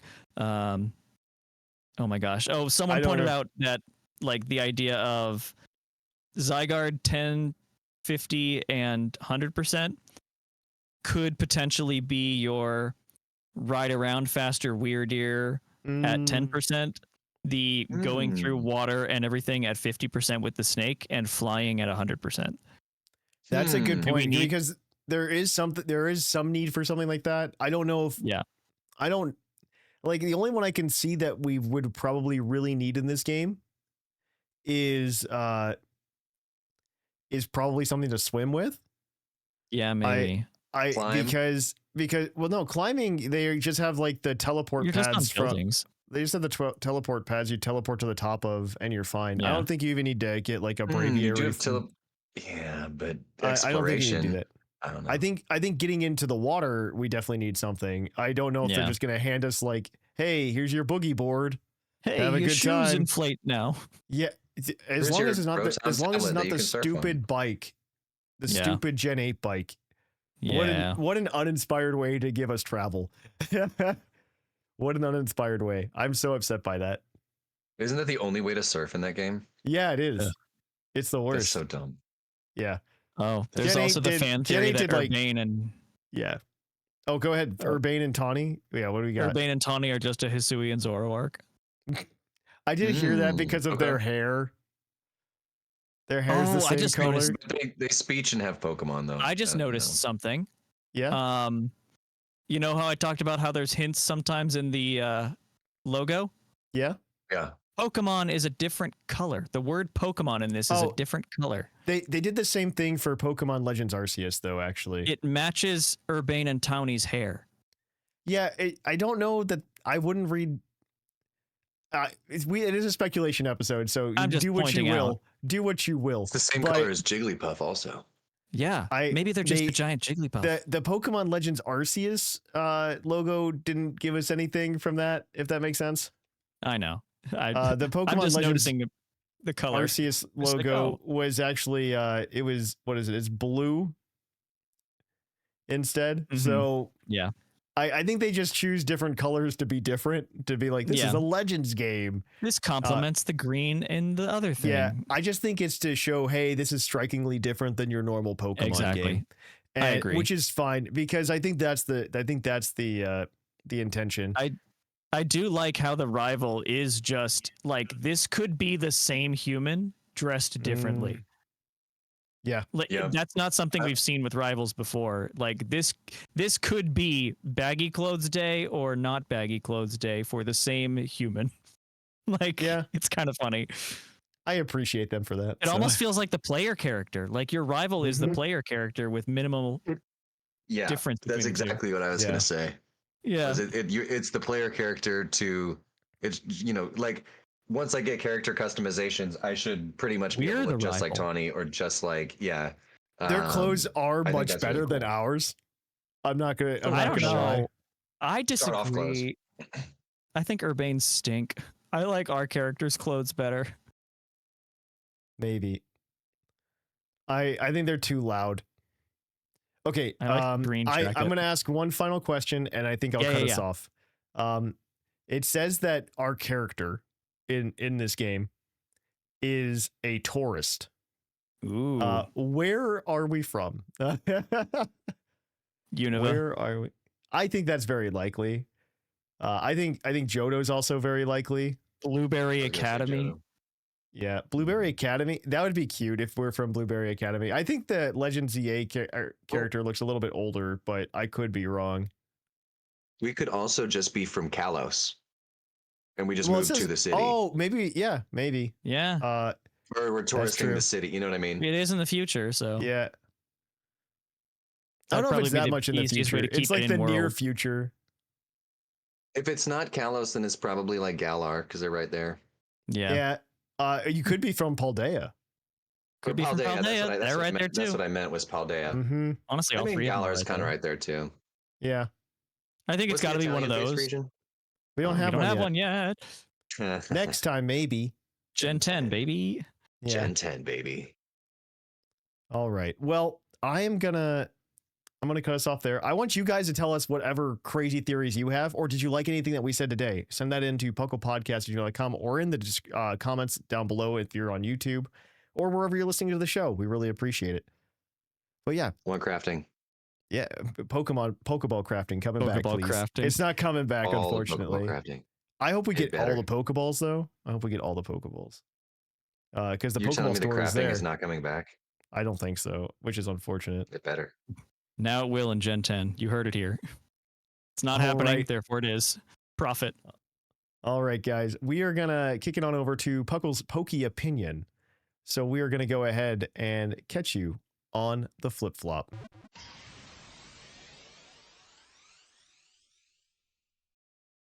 Welcome to Puckle's PokeOpinion, where we're just going to ask a question and we're going to get to it. But I guess this is going to be a pretty basic question for you guys. What is, you both played TCG in your history. Mm-hmm. What has been your favorite Pokemon in the TCG from any era? Oh, easy. I have my answers, like the card that got me back into the TCG, but I want to hear from you guys. Yeah. What's yours? Mine? Well, I'll go first. Yeah, I'll go first. So there are two. Like the card that got me back into it, because Seth sucked me back into it in 2022, was Ice Rider Calyrex. But before then, that was a fun deck. The one that got me before then, like to get me into the TCG to begin with back in like 2016, the one that I remember was actually Tapu Koko GX. I played that deck because one, it was cheap and I was poor at the time. Like I was just a broke college student. So I didn't, so there was a super cheap deck that I could build and with a GX. And I actually have a really good memory of like winning a tournament with it accidentally because it was like a best of one. And I remember Volcanion EX was a really big deck at the time. And it was playing really well. And I remember the guy that I played it against in the finals. He was actually a podcast listener, Birula. And he drew very poorly the entire time. And I remember I beat him and he was so mad. I was like, I guess I'm just kind of the best player here. You know? I got second place at PokeCon 5 with that Tapu Koko Tapu Bulu deck. And I lost to that one kid's mom. I do remember that. I do. Yeah, that was a different deck. It was played. She played flawlessly. Yeah. It was a super good deck. So what's your favorite? Because you've played like the TCG for years, but you have like a history. I've played the TCG since it came out. I wasn't like competitive, like going to tournaments or that, but I was playing the game actively as a kid, like with my friends and like my family members. And I also had the PC ROM, How to Play Pokemon TCG version 2, actually, that came with the Thunderstorm gift set with the metallic Pikachu coin that I still have, and the promotion Zapdos card with it was the Fossil Zapdos, but it was a promotional one. It's the same card, but I still have that too. Anyway, I've played for a long time. I've been in and out and in and out and in and out. My favorite card has got to be from Black and White era. It was Dragons Exalted was the set. It was the first set that Dragons came out in, and it's Altaria. And all Dragons Altaria Exalted Altaria. Yep. And this Pokemon. Is it the colorless one or the dragon type one? It was the first dragon type set, like where dragon type was introduced. Okay. And I ran it in the deck with Garchomp, and I thought about maybe putting Garchomp there, but I think Altaria was like more like symbolically my Pokemon of that deck. Like Garchomp was the attacker, and Altaria sat on the bench, and it just gave 20 extra power to dragon types that attacked. And typically, if I could get 2 or 3 of them set up on the bench, Garchomp would swing for like 160 damage for 1 energy. And at the time, that was like one-shotting a lot of stuff. Yeah. And reason that I love this card so much was at the time, like EXs were huge. That was the whole thing. And Dragon came out, and it was like not really good. And I was the only one in St. Louis, like in the St. Louis area. This is when I was competitive. I was the only person that was running that deck. Most people hadn't even seen it because nobody would play it at their locals or anything. Yeah. And I did it with Garchomp, and I think I had 1 EX in there. I had Landorus Therian EX for to counter some other thing that was in the meta at the time. But other than that, I had 0 EXs in the deck, and so you had to knock out 6 of my Pokemon. Which if you play modern Pokemon, like most of the time, if you're killing an EX, that's 2. Like the game is going quick, which like you pretty much had to take out all 4 Garchomp if you wanted to beat me and something else. And Altaria would just sit there beautifully. Later it got reprinted with a shiny card. So Golden Altaria was my little victory bird that I ran in that deck, and I love it. All it does is give me 20 plus power. Perfect. Love it. What about you, Seth? Okay, so there's 2 instances of me entering the TCG for realsies. For realsies, dog? Yeah, when it wasn't like just looking at the pretty pictures as a little kid, because that's kind of all I did, other than my brother attempting to play the game and probably butchering the rules. But you learn. The first instance was one that it didn't stick, but I remember as a kid, like sneaking to the not grocery store, but like Walmart and Target and things like that, and using the money that I had from whatever job I had at the time when I was little, and grabbing Arceus booster packs, the Arceus TCG set of Platinum. Okay. Because I desperately wanted to build a Salamence level X deck. I remember you told me about this when we were in that card. Yeah. We were in.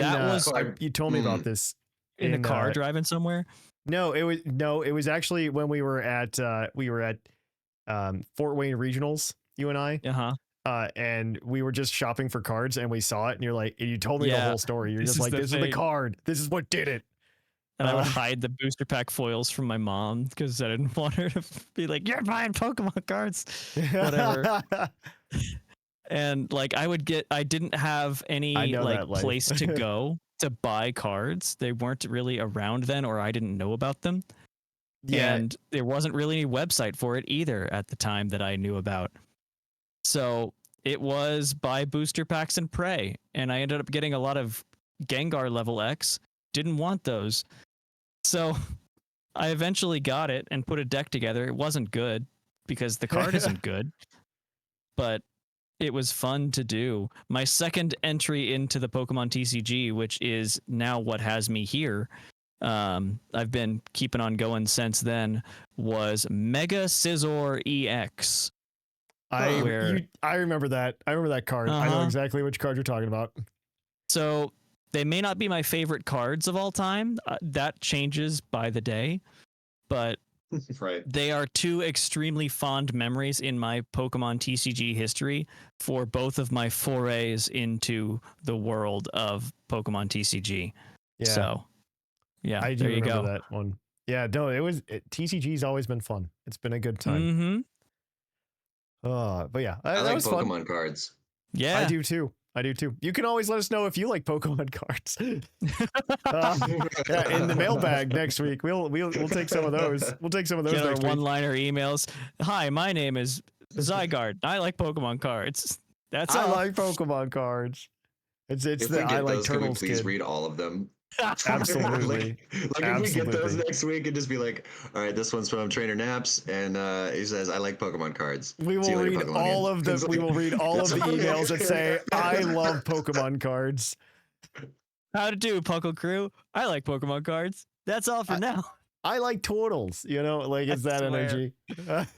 All Love right. it. Well, thanks, guys. We're going to go ahead and we're going to get to our last part of the show where we're going to read some emails in the mailbag. So let's kick it on over to that.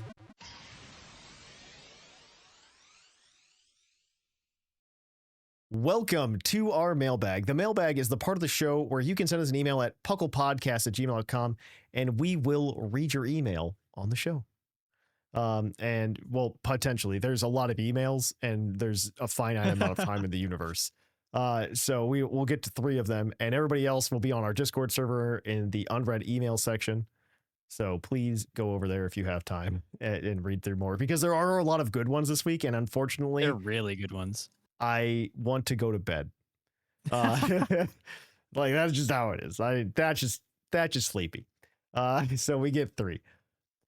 So yeah, as always though, this segment is brought to you by the fictional energy drink Green Tauros, the energy drink that gives you hooves. Hooves shaped like a Z. Hooves shaped like a Z. How would that work? That sounds uncomfortable, actually. That's what we're gonna find out with the A Pokemon. That's what's gonna happen. It's just Tauros. It's just Tauros. It's just Tauros with funny feet. Oh, That's right. why the A is green. We'll give out the Green Tauros badge to anybody that we deem worthy and has a good email. We've got a few returning emailers here, so we're going to go ahead and get to those. But yeah, our first email this week is going to be from Reptile. So you've got this one, Seth, and I'm going to flip it over to the shared screen so people can read it with us on YouTube. You betcha. So what do Pokemon fans build their bathroom floors out of? That's right. Anything septile. But I like that a lot, but I also hate it. Good morning, Puckle. It's Reptile. I'm pretty optimistic about both Pokemon Champions and Legends ZA after seeing the trailers, but I'm cautious optimistic by nature after being a fan of both Pokemon and Sonic for most of my life. I'm so sorry. I know, right? That explains a lot. Yeah. I understand that these games will likely not be everything I dreamed they will be, but let's buck that restraint for a bit and talk about what my ideal versions of the games will look like. Note that these may look different from what other people want to see, and that's okay. I don't have many thoughts for ZA as from what we've seen so far. It's looking pretty nice already. I'd love to see a story more cohesive than XY's, but let's be honest, that's not a high bar. With the game set in Lumiose, I'd love to have a dense, explorable environment with secrets and hidden goodies all over the place. I've mentioned in a previous email that my fondness for urban exploration, especially in abandoned places, and getting to scratch that itch with Pokemon would be wonderful. I've heard rumors of sewers or catacombs, and while they're just rumors, the idea does excite me a little bit. Like this idea. As much as Thatch personally and violently hates regional forms. Whoa, time out. I think regional forms Thatch once slapped me across the face for saying the word Hisuian. Okay, I think regional forms are the coolest thing in Pokemon. I just think Pokemon isn't isn't like fond of them anymore. I think they're the best thing that's happened. I've said this on several occasions. When I reminded him about the Alolan Vulpix, he punched me in the gut. What? What happened? Where's this coming from? It was I just said on the last show that I think Game Freak, there's a potential that Game Freak is just done with regionals.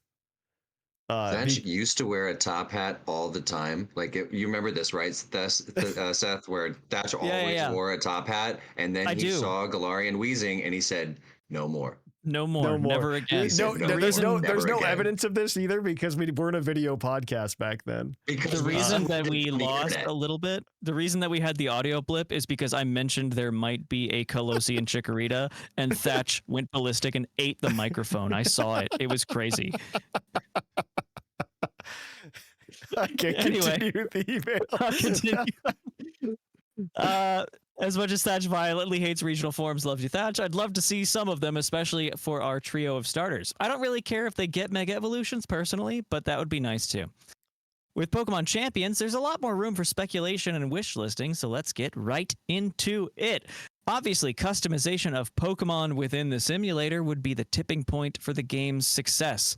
Even my optimism can't imagine them adding EV and IV sliders like in Showdown, but quick options to choose held items, moves, Terra types, and natures would at least be much appreciated. I imagine the game will have some form of single-player content, be that more like a stadium games with a gym leader tower, and some cup battle options or something akin to a story or campaign mode like Street Fighter 6. I can't say, but either way, being able to use the single-player modes to unlock new stadiums or features would be great. I think they did that in the Revolutions game.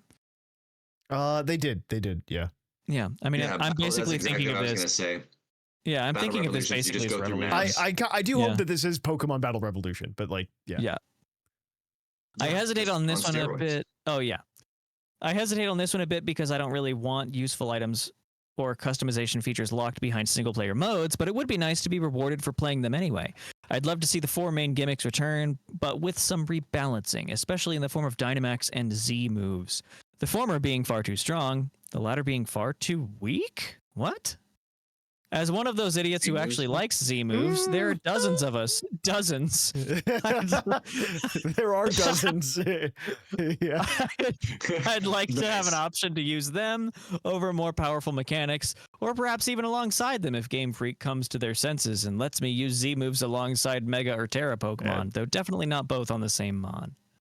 I think there's a chance that it could happen, but I think the ones they will focus on are going to be Terra and Megas. I don't want Ultra Necrozma back. I would love to see Ultra Necrozma come back. Just give me a way, like some other way to do it. You want to hear my stupid opinion? Yeah. You want to hear my stupid opinion about this? Hit me. This is so stupid because like I've been thinking lately about what the next iterations are in terms of Pokemon game, like Pokemon Legends games, since we got like these random ones, right? Like Pokemon Legends ZA is like, hey, there's no pattern now, by the way. And everybody's like, oh, we're gonna get Legends Johto because we got Chikorita and Totodile. No. Okay, I'm gonna switch screens right now so that I can get a better clip. Because we had Gen 6 starters in Legends Arceus, totally. Yeah, it's again like the Pokemon community like trying to latch onto any kind of pattern, any kind of crumb, and they're just like, we're gonna get Let's Go Johto because we got the starters, and I'm like, did that matter that we got the starters for Johto? If anything, that says you don't get that. Yeah, that's kind of what that tells me. They just like to speculate. Let them have it. I know.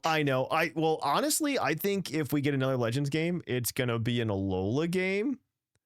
Legends because Alola. I think there might be like some kind either in the future or in the. I wonder if we just get more lore for Ultra Space, right? Yeah. Like, okay. Instead of space time distortions, you get like ultra wormholes all over the place and stuff like that. We haven't seen the like outside of like when they do the legendary dump in Gen 8. You don't get a lot of Ultra Beasts, and they're only in Gen 8's code because we just had Gen 7. And so Man. So what if they did? I think they give. Let me finish, Bo. Let me finish real quick, Bo. I think they give us Ultra Necrozma. Yeah. As like part of that, and there's a new way to get Ultra Necrozma. That's not hey, have a fuse form and then evolve it and all this other stuff. But yeah, that's what could let them add the Z crystals back to champions. Exactly. Actually. Yeah, that's exactly my thought. Is that Pokemon Legends? They're gonna use this to revisit some old mechanics that they want. I don't think they do Gen 8 quite yet because it's on the Switch already. But I think this is a way for them to get us like Kalos on the Switch. And then Alola. But yeah, I'm sorry, guys. I hijacked this email, Reptile. I stole it from you. I'm gonna add one last thing. We'll finish it up. But Alola. They make remakes, so now we have Legends, which is a separate from the versions, right? Which we haven't done versions since Gen 5, but anyway, we're not gonna have the split versions. We have Legends, and then we have Champions. New game, Alola remake, or another go back to Alola. Yep. 2D style with sprites. I don't think that'll happen. I don't think it'll happen. I don't think it'll happen. But in my heart of hearts, I would love a new 2D Pokemon title. And man, I think Alola would be fun. Yeah. Anyway, I will wrap up this email though. Wrap up this email so we can, one day be done with the show. So they continue on. Those are my perfect ideals, of what this games will look like. But let's be honest and realize that something or another won't be exactly as we envision, even if we can hope that the games are at least very good. Signing off for Extreme Eva Boost Baton Past Malarkey, Reptile. Thanks, Reptile. You've already got the badge, so I'm not going to give it to you. With that, though, we're gonna move on to our next email. It is going to be from Hangry Mankey, and Bo, you've got this one. Like many, that woo is in the email, by the way. Woo! Nice Ric Flair. Like many, I was anxiously awaiting the Pokemon Presents to get the most up-to-date news on the Pokemon Cafe remix. Oh boy. Kidding aside, Legends Z-Day trailer basically thwarted every expectation I had, but the gameplay footage made me extremely optimistic. I had hoped for it to be based in the past, like Legends Arceus, because I think it lent itself to an immersive adventure experience, while also feeling quaint and tranquil. But I'm not mad about this near future setting, especially if they have expanded Lumiose City to be as sprawling as the map suggests. I think that we can get just as much like lore and immersive experience in Lumiose, more so. You know what I mean? You think about how large some of the areas were in Legends Arceus, and I think if at minimum Lumiose City will be the size of just one of those areas, but it's probably larger. And it's going to be jam-packed. Yeah, and then also one of the complaints about Legends Arceus was that it wasn't open world. And you had to go to separate locations, which is fine, by the way. I don't know why anybody would be upset by that, but it's open locations. Which is fine. I don't know. The gameplay is not going to be different if it was open world, right? And so I did really enjoy that. I like that. So this is their way to make it open world without having to load locations. I mean, again, I'm still very excied for it, but yeah. I still think we get a sewers or an underground portion too. Well, they barely showed us like the rooftop portion, right? Like they showed us it existed, and that's it. And it could be like a Legend of Zelda Tears of the Kingdom, where they just don't even talk about this underground, and it's just there. Like half the game is just underground. And you're just like, oh, wow, this map that I thought was a map is actually 3 times larger because there's an entire sky map, an entire regular ground map, and an entire underground map. There's 3 layers. Yep. Like an ogre. Man, it's Tears of the Kingdom all over again, all the way down. All right. I can't dive into that. I should play that game.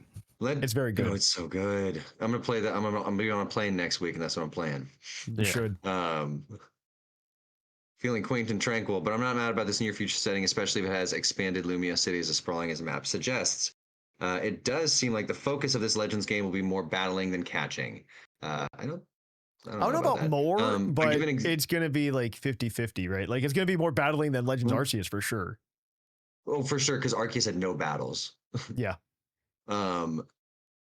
battling and catching, given how active the gameplay footage made it seem. Plus, they aren't going to bring back Mega Evolution without it making it the center stage. That's true. But I'm glad to see open world catching is back, same. And it seems like the flow from walking around to engaging wild Pokemon in battle will be even more seamless, which should be awesome. The main purpose for my email is to ask your advice and to make a confession. Just for the record, we are not experts. Do not take our advice. Okay. We don't know anything about Pokemon. Yeah, legally, we have to say that. Yes. I have kept this hidden for so long. My secret shame. I love Pignite. Love Pignite myself. I think it's awesome. Yeah. I'll go on. I'll defend it later. Yes, the second worst offender to the fat second stage design issue holds a special place in my heart, and I've held my tongue as certain hosts have put disrespect on his name. Me. Roly-poly junior varsity wrestling boay. He's better than Quilladin for sure. He's better than Quilladin for sure. I'll agree with that. I like Pignite. They are floofy, and they have personality, where Quilladin is like. I genuinely like most middle stage. Oh, go ahead, Bo. Yeah, sorry. Oh, I was like a Looney Tune. You know what I mean? Like, yeah, like it looks like an off-brand Looney Tune, like you'd see on someone's T-shirt. You're like, okay, that's almost. I think almost all of the middle stage starters, because I think it's a really cool like teenage years type thing. They're some of my favorites. Yeah. Yeah. So like I love Wartortle. I love Charmeleon. I love Ivysaur. Like they're peak. Same. And Dewott, great. I think Dewatt's great. No, that's what I'm saying. It's awesome. Yeah. Quilladin, have a problem with him. Like I don't like him. I could kind of say the same, maybe a little bit about Drizzile, but it does kind of really fit like the emo teenage years. So I'm okay with it. So it does fit the vibe. I just hate all of its colors. Yeah, the colors are weird because it doesn't match either Sobble or Inteleon. Like I feel like they came up with Sobble and Inteleon, and they're like something's got to go in between. Awkward teenager that dyed their hair. Got it. Yeah. I mean that kind of is it. It's better than it's more. It's better than Chespin that tried to swallow a Gengar. Yeah. Okay, back to Pignite. Let's learn more about why Angry Mankey. Pignite. I forgot I was reading. Second word, blah, blah, blah. And I have my tongue. He's my roly-poly varsity. However, I can't stand Emboar. It has some decent design elements, but it always annoyed me that it isn't half as bulky as it looks. It's so cool. And the shoulders, shiny though. The shiny's so good. It's super cool shiny. One of my favorite shiny cards. From Black and White. And the shoulders is maybe picky, but it's like he's never heard of lateral raise. The deltoids are not existent, bro. What happened? I saw him left in a conundrum. Do I go with the safe choice of Totodile, who will be great whether Feraligatr, emphasis on the GATR, gets a regional evolution or just a mega? Or do I go with Tepig, i.e. the gamble, in hopes that Emboar gets an awesome mega regional form as a consolation prize? I know I have time, but this debate will haunt me for the next 6 to 9 months anyways. Yeah. Keep skipping pauses. Anyway, I'm curious to hear your thoughts. Thanks always for the great content. Stay Goldine, Ponyta boy. Hangry Mankey. I picked this email based on that sign off, by the way. It was great. I think when people ask me, people like to ask Thatch what it takes to get your email read on the show, and sometimes it's something as stupid as that. Not stupid. It's rad. Yeah. There's 5. Right. There's 3 Pokemon in those 5 words. That's true. All right. Our last email this week is going to come to us from Tubins. Howdy, Puckle fam. Your resident professional tuba player here, Tubins. Yes, that's a thing. I wanted to share my thoughts on the news from Pokemon Day. Pokemon Champions was certainly an unexpected announcement, but a very welcome one. I don't play VGC, but I watch a lot of it, usually spending hours following all the official VGC streams. Maybe having a dedicated game for competitive battling will force me to jump on the ladder from time to time. I think so. I mean, it's going to be Pokemon Stadium. I'm actually kind of hyped for that, especially if it comes out to be like Pokemon Battle Revolution with some single player mode as well. Yeah. One of the aspect of Champions I haven't heard many of talking about is that it solves the disappearing Pokemon problem, like alternate Necrozma, Primals, and of course Megas. It possibly does. I'm a little hesitant personally just yet because they did say not every Pokemon was going to be compatible with it at launch. I don't know if that means that the long-term vision is that everything will be there. But I mean, which is fine. That they can just like load in Scarlet and Violet and then Z to A Pokemon, and you're actually most of the way there. If they do that, I could honestly see them doing seasons like they do now, where certain Pokemon are allowed, and then we just have access to those Pokemon, especially like big legendaries and big mythicals that you don't necessarily have access to all the time. I could see them just being on like rental rotation when it comes out. I think they'll just add new Pokemon, kind of like Pokemon Unite almost. It'll be a cycle until they all get added in. Yeah. I think that's ideally the way they do it, because the game has no value if you don't get Nat decks. Does that make sense? yeah, for sure. I just mean stuff like Primal and like Origin Form, Dialga, you know what I mean? Like that stuff I could see them doing on like a seasonal rotation. Yeah. Where like, okay, now it's like, you know how it's like season 9, it's like, okay, now you can use 2 Ubers in your team. Well, season 10 is like no legends allowed, you know, and stuff like that. I'm kind of hoping something that's been missing from the Pokemon community for Pokemon Champions that was a real big part of it, especially for me growing up. And part of what started PUCL is that the Pokemon community used to be a lot more flexible in what kind of tournaments you could run yourself on cart. Yeah. And then we kind of lost that since we got to the Switch. One because of Dexit, and then also because of Timer. Like that, if they can solve Timer and they let us set up some kind of custom rules where it's like anything goes or something like that, where we can put our own restrictions on things. I would really appreciate that, and that would be a lot for me if that happened. So that's just my kind of thought there. But yeah, I digress. I did just notice one thing in relation to the previous email. Emboar is the Mega Fire Pig Pokemon. Yeah, I know. I did know that. Yes. I did. That's probably why it was selected. That is probably why it was selected as like a starter. No, because Chikorita. Because Chikorita's final evolution is Meganium. Yeah. And for Alligator is the best. So it's terrible. For Alligator is so that makes sense. Regaligator. All right. I digress. Go on. The stellar form of Terrapagos would have suffered the same fate, since terrestrialization will most likely not be in the Gen 10 games. Now that they have officially confirmed that old gimmicks will be returning and can be used alongside others, this is no longer a cause for concern, thankfully. Maybe. Yeah. I'm hyped. As for no, it's great that they're building something that like holds Pokemon history to some extent. Yeah. As for Legend ZA, it was great to finally get something from TPCI. That year-long silence was crazy. I mean, it's happened before. I know, like we've lived through this. I've lived through this before. Doesn't mean I want to do again. That year-long silence was crazy, though it is good to see that Pokemon seems to be taking their time after the criticisms of Scarlet and Violet. The trailer for ZA left me a little bit underwhelmed at first, but then I warmed up to it quickly. My first impressions were that the gameplay and graphics felt safe and sanitized. I'm sure it will feel more exciting once we see gameplay and learn about the plot. I think everything looks great. Like the graphics are great. I thought it was fine.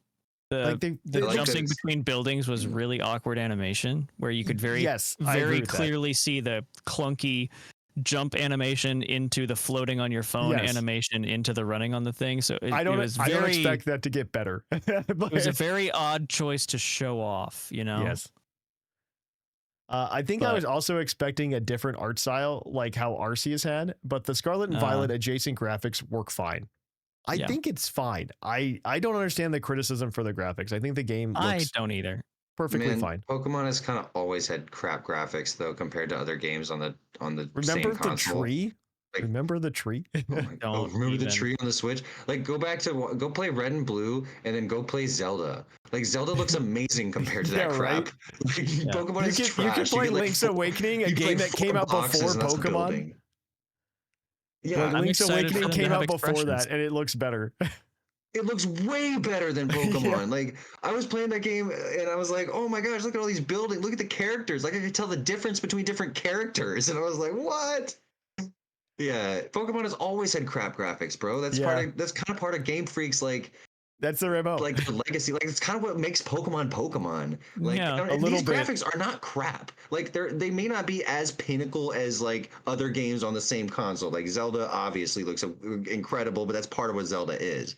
Like, Pokemon comes out as a clunky, buggy mess every single time, and we love it. Like, that's what we do. Bo, I want to cut you off, but I am also going to extend our conversation. Next week's topic. So I apologize. I apologize to everybody. Send an email next week to continue the topic. Next week, Bo and I will still be talking. That's going to be the problem. Next week, I'm going to be in Puerto Rico, so no, we will not. Oh man, we'll be close. I'm going to Barbados. But nice. But either way, so Bo, I got pooped on last episode. I'm sure you listened. Because I said that BDSP was not bad. And then Jushiro brought up how broken the games were with the bugs. And I'm like, yeah, that's Pokemon. Yeah. That's Pokemon. It's Pokemon. Imagine a Pokemon game came out with no bugs. You guys would be so mad. Pokemon was exciting. An entire type. Yeah. Shut up. Pokemon was excited because like part of Pokemon's success is like missing no. That is part of Pokemon's success. That's what I mean. That's what I mean. Is like, I agree with you, Bo. The fact that you could break it and get this stuff. I agree with that's you. All part of it. I agree with you. But let me finish this email. Yeah, please. Oh gosh, I'm still in the email. I think I was also expecting a different art style, blah, blah, blah.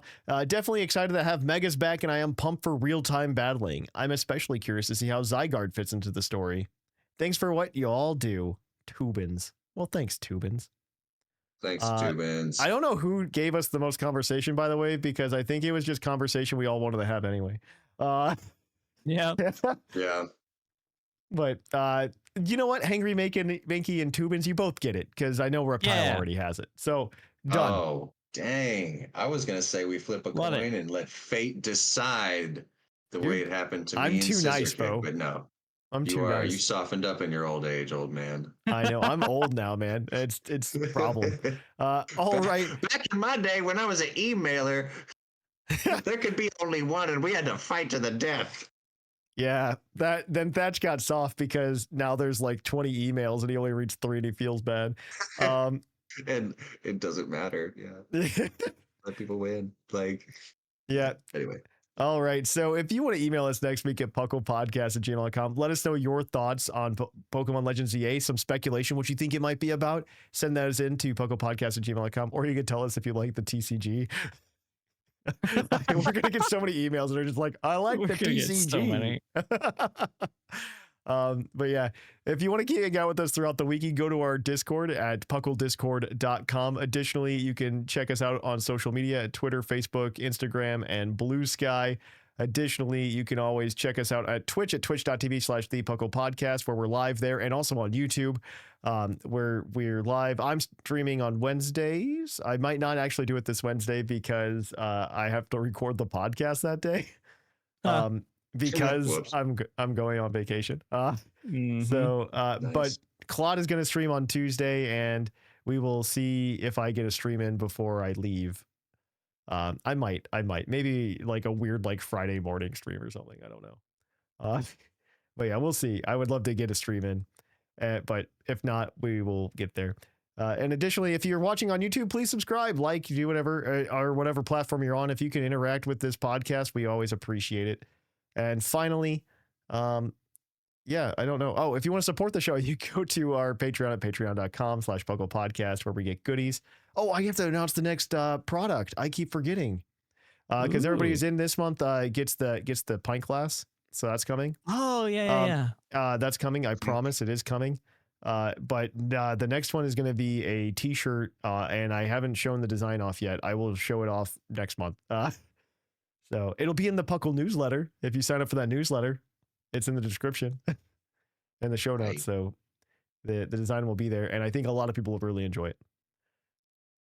Nice. I'm actually really hyped for this new t-shirt. But yeah, with that, guys, I think that's everything I usually say. I have been Trainer Thatch. I have been Seth Vilo. And Bocefus. And here in the Lavender Town Radio Tower, it's closing time.